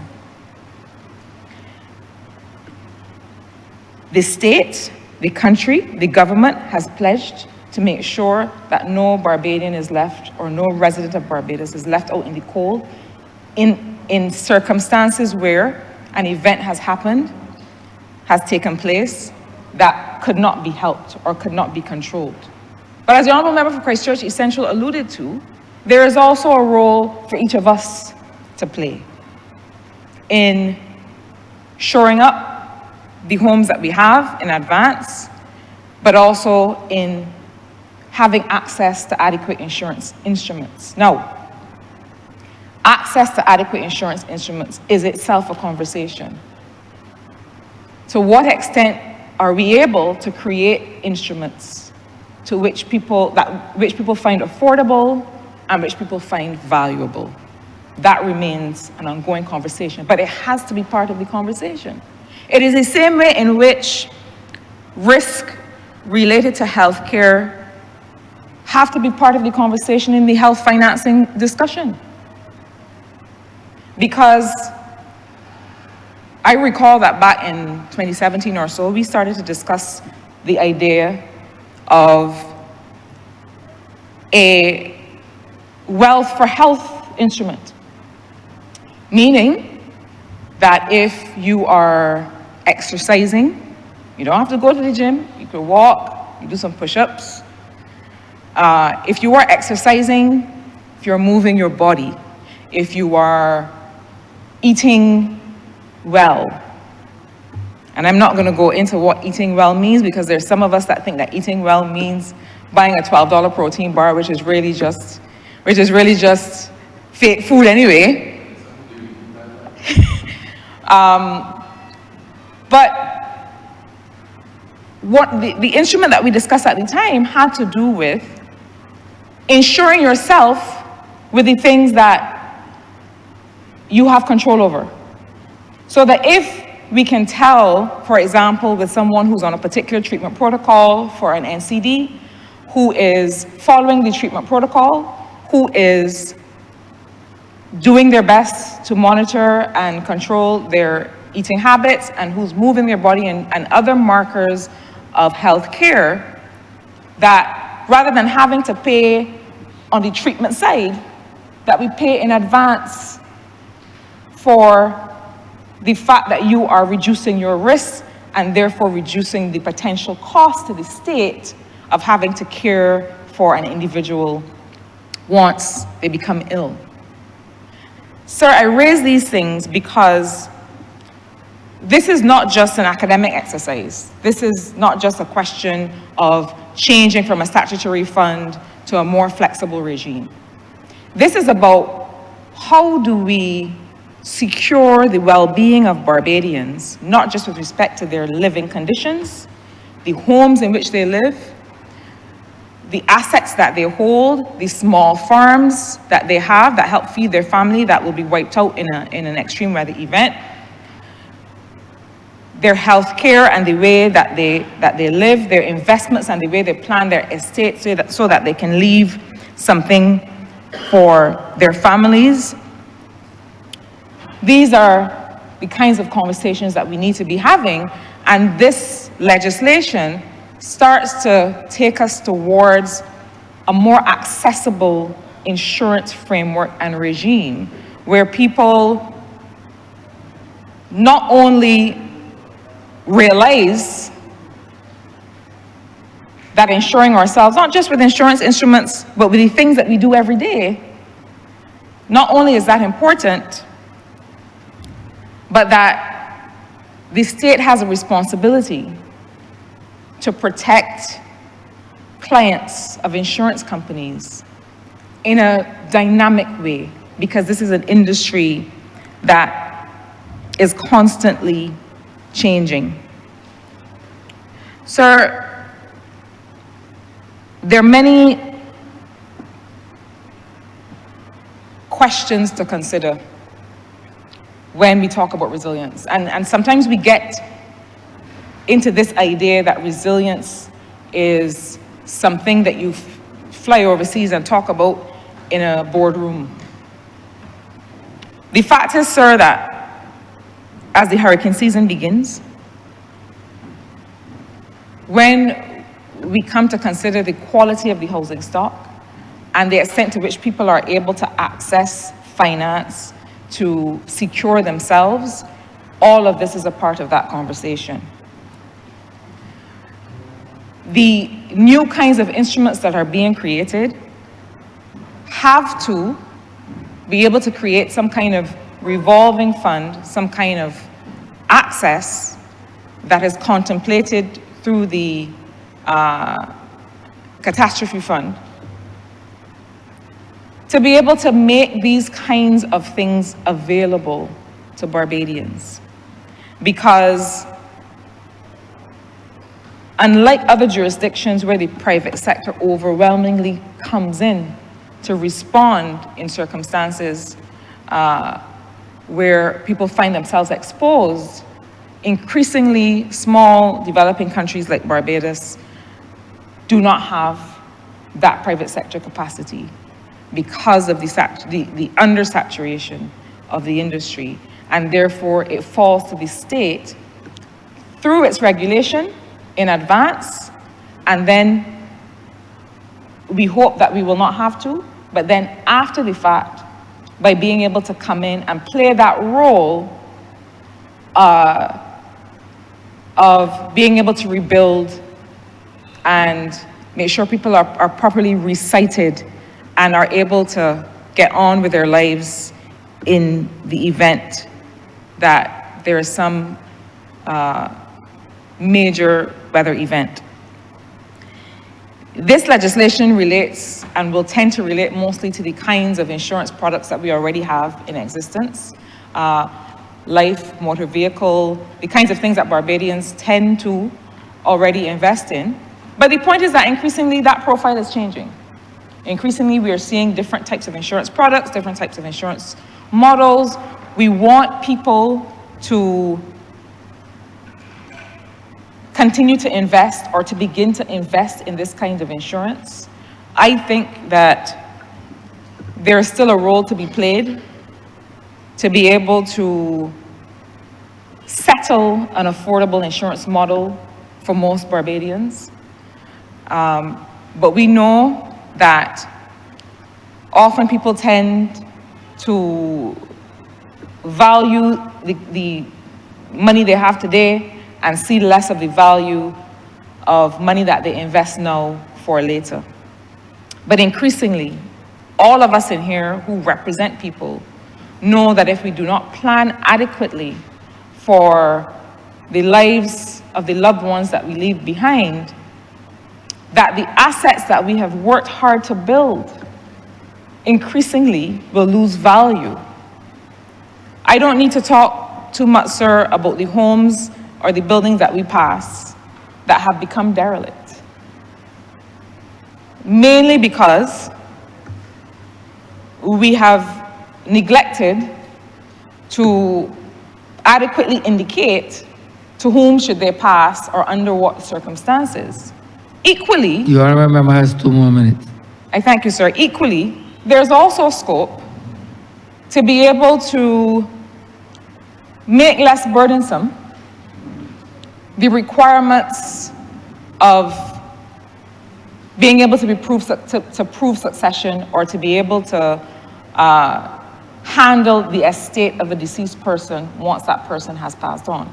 These are the kinds of things that cost, that we end up losing assets, we end up losing the assets that our hard work have created, we end up being unable to pass them on because we don't have the wherewithal to one, do the planning, and then to have administered the letters of administration, the wills that go through probate, all of these things that increasingly people find inaccessible and unable to be navigated. This, sir, is a single discussion. It is about these very necessary amendments towards this risk-based system that keeps people protected, but it is also, as part of the conversation, about how we protect ourselves, the work that we do to make sure that while we are here, we are protected, and that when we are gone, our loved ones are able to benefit from the legacy that we have left. Sir, I'm obliged to you. Honourable for St. James North. Thank you very much, Mr. Speaker. I rise, of course, to support the amendment before us as outlined by the Honourable Member for Christchurch Central. And I use this occasion to firstly thank my colleagues for their remarks, welcoming me to this House. But in my intervention, Mr. Speaker, I just very briefly want to treat to a few things. Firstly, that when you look at where this jurisdiction continues to go, particularly in the context of investment and ensuring that the jurisdiction continues to be fit for purpose for both local and foreign investors, and ensuring that the world understands that Barbados is serious about business, whilst equally at the same time ensuring that we can ensure that the resilience framework necessary for business and doing business, and in particular in the insurance market, is critical. We therefore can see why this amendment is necessary. As you've heard, and I agree with my colleague from St. Michael, the Honourable Member for St. Michael South Central, that the global reality is that Barbados as a jurisdiction continues to compete amongst many other jurisdictions of a similar class. And therefore, the amendment, to my mind, takes into account the changing realities of the insurance sector. There is no secret, of course, that Barbados, like many other small island states, continue to be on the front line of the climate crisis, and therefore the risks that come with that continue to increase. And we have to be in a position that when new modes of insurance come to the fore, with new products constantly coming online, that we have to offer that level of protection for our beneficiaries, and equally a regulatory framework that is robust enough that still puts the jurisdiction in a place that will continue to attract the best and innovative products that can come on stream. And therefore, it allows for greater certainty in the market.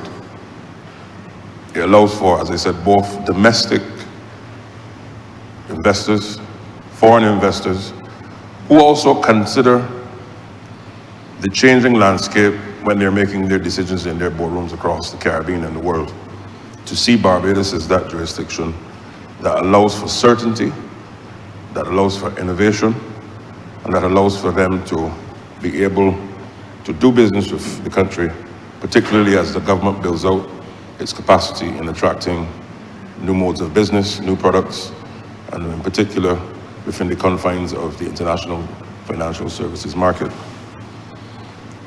And I therefore want to very briefly speak on the issue, as I've just spoken about, not just resilience, but the issue of capacity. Because earlier, we would have heard, Mr. Speaker, the issue of capacity, but in the context of debt.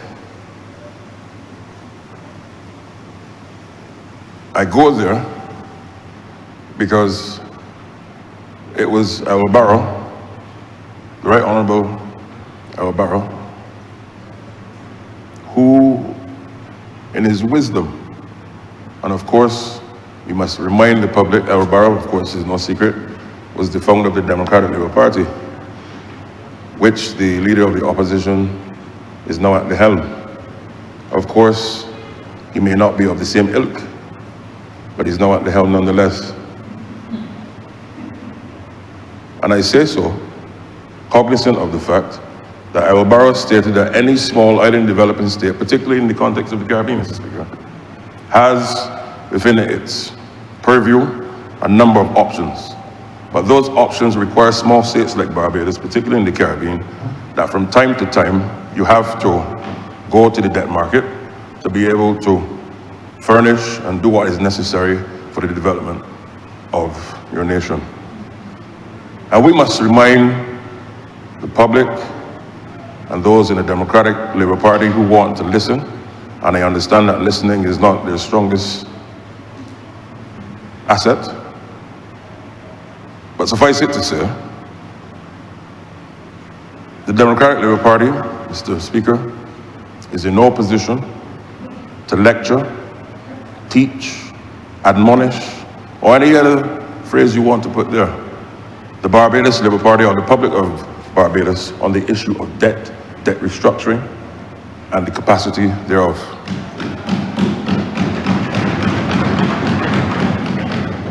And I start there because my colleague, the Honourable Member for Christchurch East Central, at the onset of this administration, when the people of Barbados said in their numbers, and it's so interesting, Mr. Speaker, because the leader of the opposition at that time was of our view. But sometimes in life, things happen. But we must remind the public that the Honourable Member for Christchurch East Central and the team that is currently administering governance in this country took over a nation that was on the brink of economic disaster. Not just were we on the brink of economic disaster, but had that intervention not taken place, the social impact of Barbados would have been significant. And we must remind the public that we were weeks away from paying an astronomical debt, but had we done so, given the fact that we had little foreign reserves in the kitty, as it were, it would have spelled total economic disaster. The Barbados dollar, which we need, and the preservation of the peg, which we need, would have come tumbling down, and the economic and social ramifications would be unimaginable. We therefore, doing the responsible thing, had to go to the international financial community and say, look, yes, this is not our fault, but we weren't elected to point fingers. We were elected to govern, and govern we did.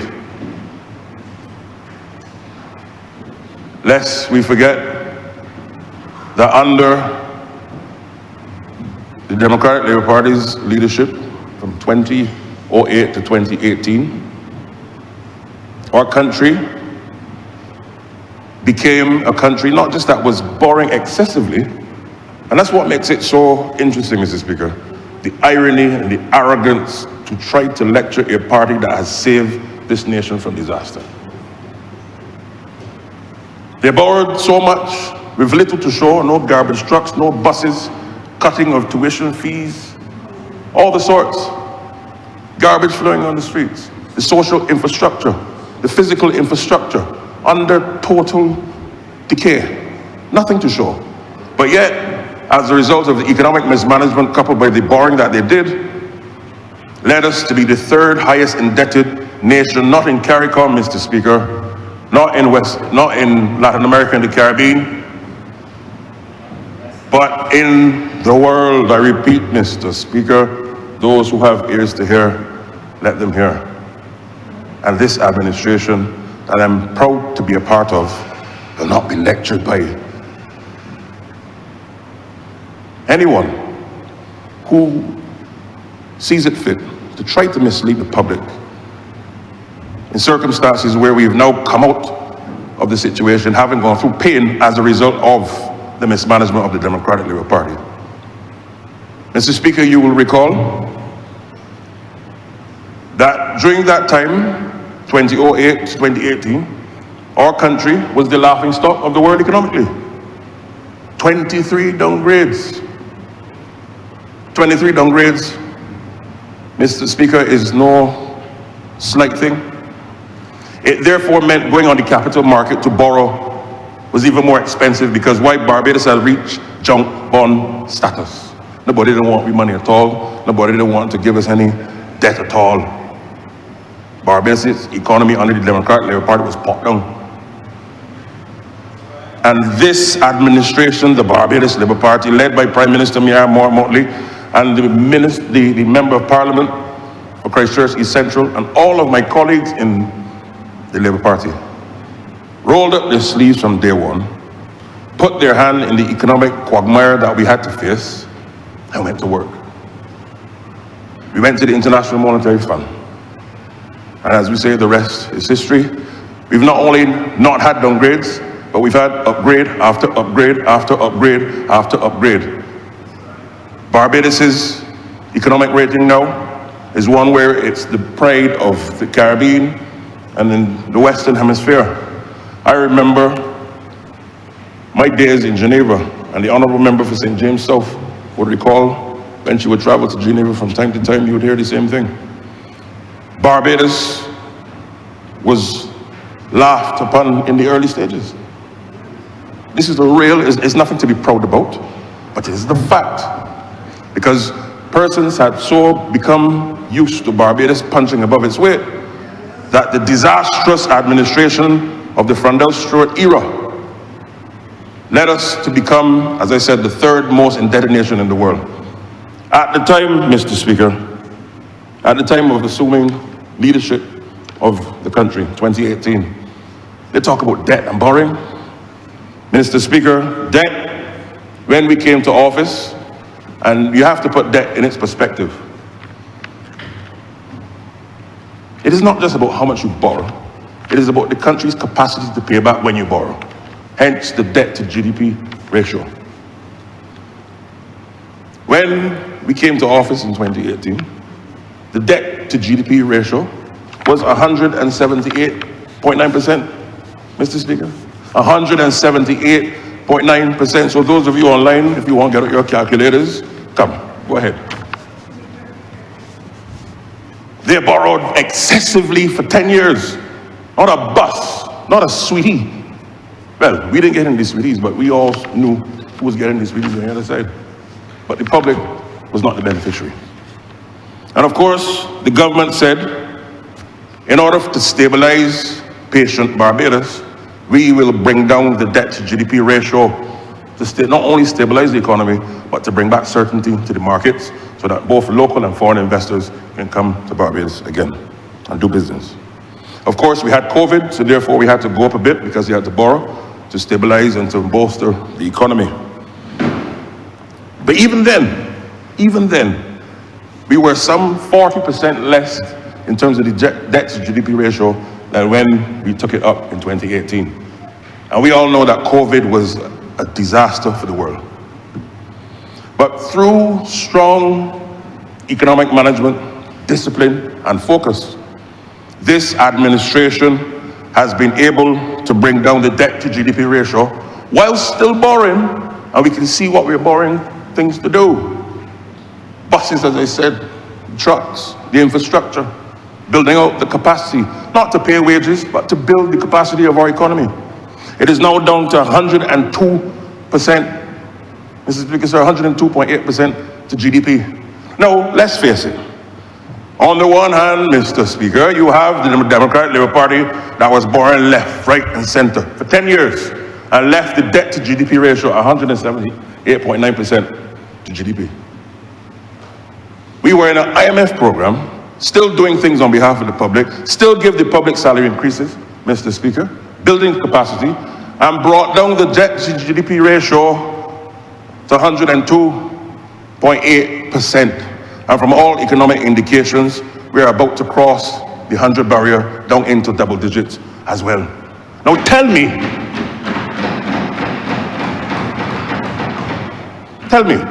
Mr. Speaker, any reasonable thinking person out there can see, not only can they see, they can see, feel, and understand that this administration has not only saved the Barbados economy and the dollar, not only have we reduced the debt to GDP ratio, but that we are on an onward trajectory for further growth. And I understand, if my memory serves correctly, we've now had 15 consecutive quarters of economic growth. So therefore, I just wanted to quell a lot of the fake news that we continue to hear. And I understand it.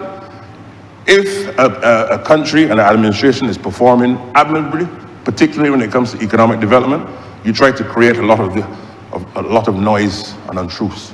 But let the record reflect that this administration, and credit has to be given to my predecessors also, when I was wearing the hat of Minister of Economic Affairs, from the Honourable Member for St. Michael South Central. Fast forward to myself, and now the Honourable Member for St. Philip West, anchored, of course, by the Honourable Member for Christchurch East Central. This administration, not by our indicators, Mr. Speaker, but by every global indicator, regional and international, has put Barbados' economy, its stability, its investment climate on a trajectory of growth, stability, and certainty. And I want to once again reiterate my support for this amendment because it places Barbados' capacity, resilience, and forwardness in a way that will redound to the benefit of all. I thank you very much.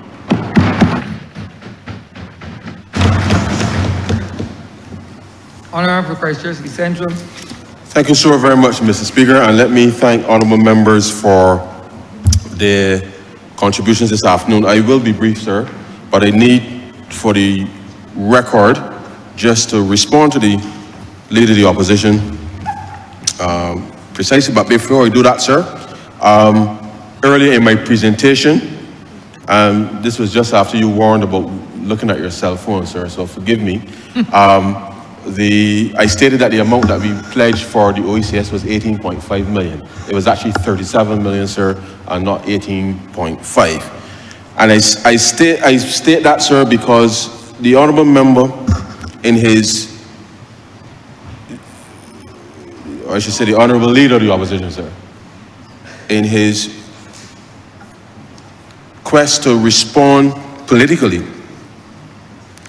to charge that this government has been borrowing and borrowing and borrowing, sir, and I made that reference, sir, specifically located in the context that the previous administration pledged support from the taxpayers of Barbados for an insurance matter, and that the government had to resolve the matter, meaning taxpayers had to pony up money, sir, to resolve the matter of an insurance nature. And therefore, given that he opened that avenue in his response, and let me just say for the record, sir, again, as I did in the budget, because they keep referring to how much money we borrow, but not how much money we've actually repaid during that time. But I'm going to locate it again in the context of why I raised it, sir, because we have borrowed $1.635 billion, $39 billion, sir, since June of 2018. until the end of March this year.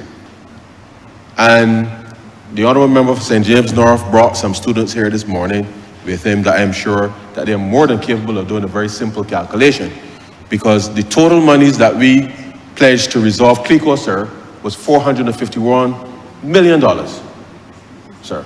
451 million. If you divide 451 million, sir, by 1.6 billion, sir, you will get approximately 27.5% of the debt that they refer to, that we had to resolve the matter in relation to CLICO.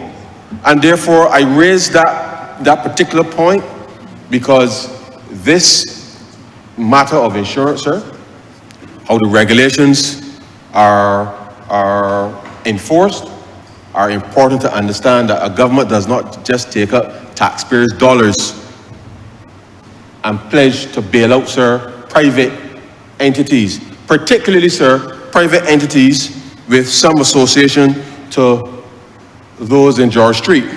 And I was very at pains to listen to the Honourable Member in his submission, because you went through every clause in the bill, sir, except the last one. The last clause, and I should read it into the record here because he did not refer to the last clause, sir. Clause 10, dividend not to impair capital, sir. 150, no dividend shall be paid by any local company while its assets are less than the amount required for solvency as determined by the Commission, sir, pursuant to Section 58, nor shall any dividend be paid that would reduce its assets below the same amount or impair its capital. He went through the entire set of amendments, sir. You recall, and he made no reference to that. You know why he made a reference to that, sir? Because when CLICO was in trouble, sir, executives in this country were removing funds from CLICO, sir, to their own benefit, not the policyholders, sir. And therefore, do not come here to lecture the government about regulations. If these things were in place properly so, I said in my presentation, perhaps, we would not have had to be exposed in the way that we were exposed. So the Honourable Member would be gentlemanly if he would not try to trouble me, sir, when he gets up to take the floor. Let me also respond to the nature, the query about the actuary, sir.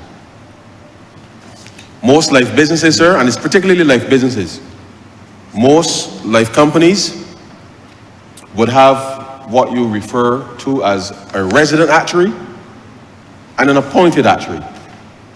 Two different actuaries, sir. The resident actuary works for the company, inside the company, sir. Pricing products, liaising with the regulator on queries that the regulator may have about the products that the insurance company is bringing to the market, and doing that nitty-gritty work, sir, with the regulator on a day-to-day basis.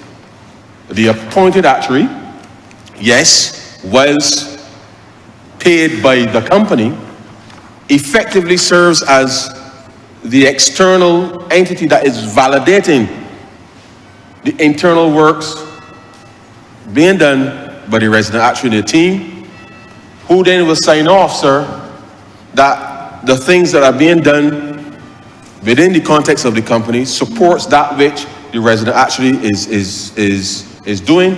And each actuary qualified, they have a fiduciary responsibility, because it's like an engineer, sir, looking at the beams in this building here and certifying that the beams in this building are fit for the loads and everything, sir. An engineer has a professional responsibility to do that. In this case, sir, the actuaries, whether resident actuary or the appointed actuary, they are the ones who professionally, sir, will certify that the things that the company is engaging in meets the associated risk with respect to the operation of the entity.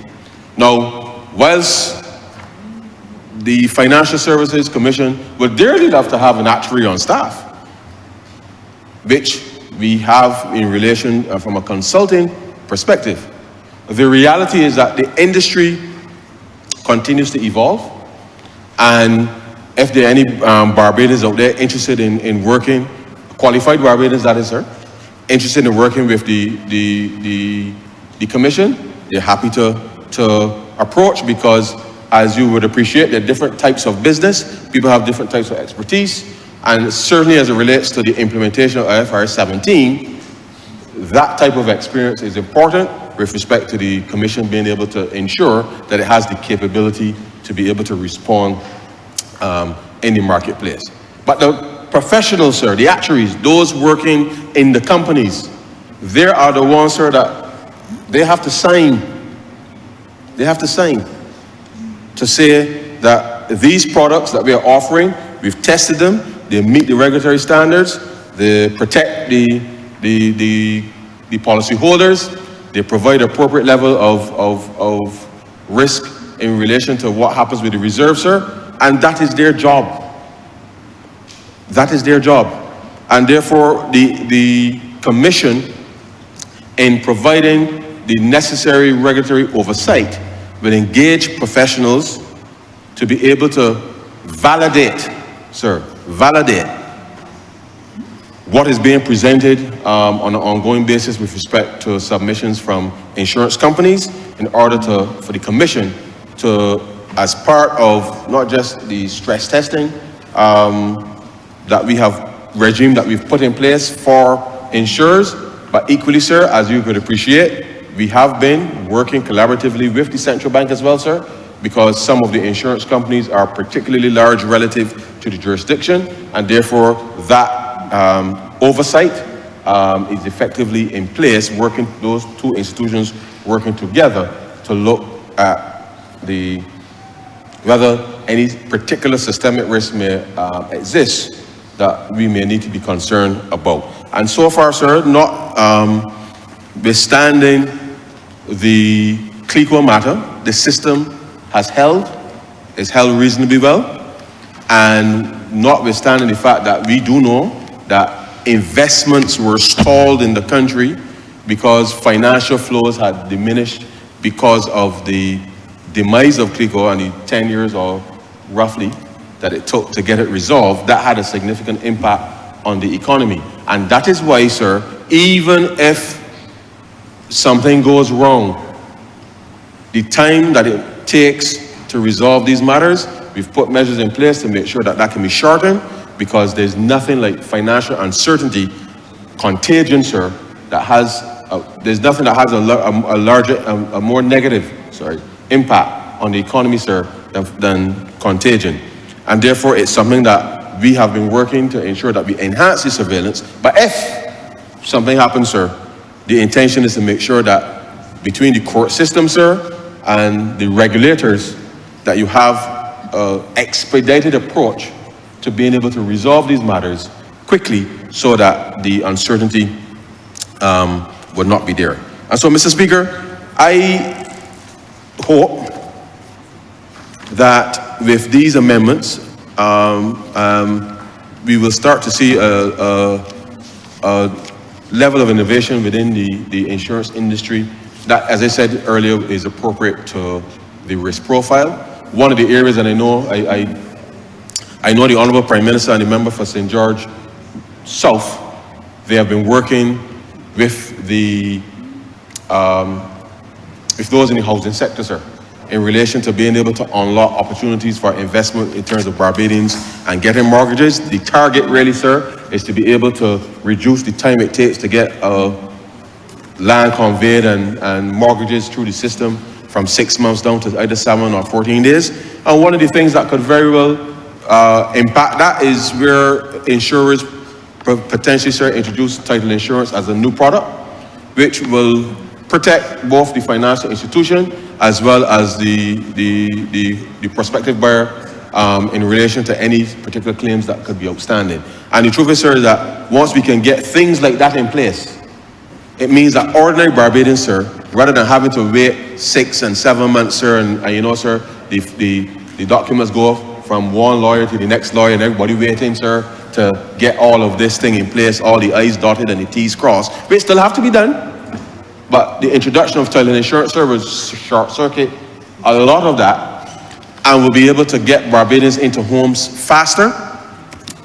And therefore, it's something that I think as we do more, well, I say we, government working with the stakeholders, being able to educate Barbadians as to why these new types of products could revolutionize not just the housing sector, but generally speaking, the economy. The ordinary Barbadians then will be able to see that things can happen faster. And once things are happening faster, sir, then I'm confident that not just that people will get work, but people will be able to get into their homes sooner rather than later. Particularly, sir, since we're living in a world where the introduction of tariffs or the threat of tariffs every day causing costs to go up. And therefore, 6 months can make a big difference in relation to the cost of you being able to build your home. And therefore, at that very local level, we will hope that these types of products can be introduced quickly with respect to this type of thing. And I say so, sir, because as I advised in the colloquium that was held with the Prime Minister, it was noted that over the course of the last 40 or 50 years, sir, the number of fraudulent instances, less than 0.5%, sir. And therefore, that is good risk to insure to allow people to get a speedier process through the exercise. So financial institutions will be protected. Owners will be protected in that context. But what's the most important, sir, is to get through the process as quickly as possible so that people can mobilize their resources, get their homes constructed, sir, and to be able to move forward, I think, in earnest. And I think that with this type, so whilst we didn't speak, I didn't speak specifically about the impact that these amendments would have. I think in that particular instance, sir, I think we will be able to unlock ownership faster for Bajans with these amendments. And so, sir, these are important for the future of Barbados. They're important for the future of Barbadians being able to get access to land and home ownership in this country. There are a range of other innovations that will come on stream in relation to these amendments. But I look forward, sir, to seeing this bill passed, not just today, but in the Honourable, in the Senate, and to allow Bajans, sir, to be enfranchised and for us to move the economy forward quickly. And so, sir, with those very few words, I beg to move, sir, that this bill be read a second time. Beg a second. Question is that the bill be read a second time. All those honourable members in favour, please say aye. Those against it, please say no. Me think the ayes have it. Mr. Speaker, I beg to move that you do not leave the chair and the House resolve itself in the committee for further consideration of this bill. The question is that the Speaker do not leave the chair and the House resolve itself into committee for further consideration of this bill. All those honourable members in favour, please say aye. Those against it, please say no. Me think the ayes have it.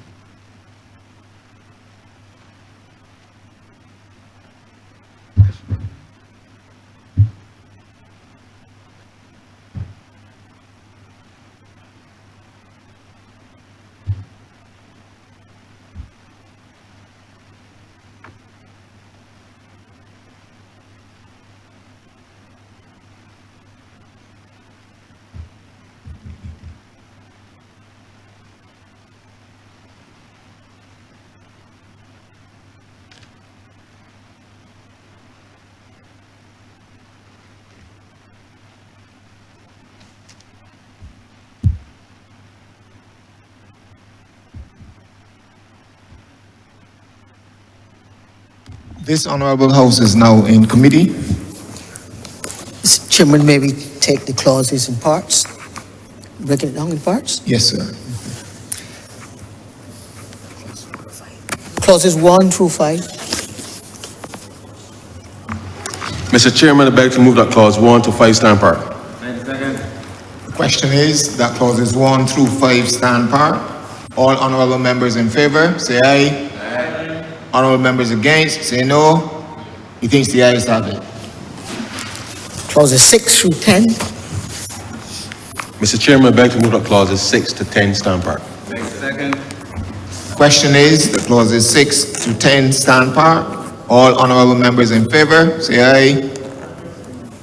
Honorable members against, say no. Methinks the ayes have it. Clauses 11 and 12. Mr. Chairman, I beg to move that clause 11 and 12 stand apart. The question is that clauses 11 and 12 stand apart. All honorable members in favor, say aye. Honorable members against, say no. Methinks the ayes have it. Mr. Chairman, I beg to move that you do not report to His Honor the Speaker the passing of one bill in committee. The question is that I do not report to His Honor the Speaker the passing of one bill in committee. All honorable members in favor, say aye. Honorable members against, say no. Methinks the ayes have it.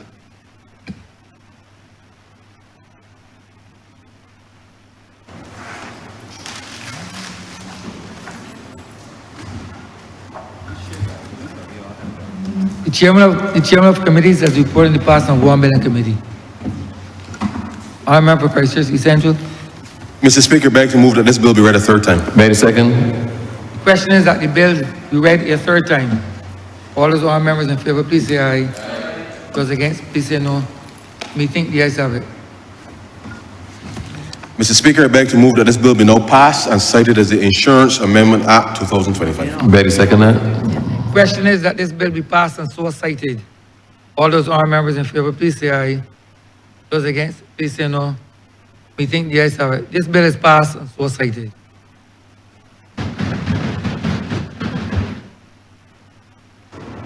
Honourable Leader of Government Business. Thank you, Mr. Speaker. With that, we have come to the end of today's sit-in. I therefore beg to move the adjournment of the House until Tuesday, the 3rd of June at 10 a.m. The question is that this honourable chairman be adjourned until Tuesday, the 3rd day of January, 2025 at 10 a.m.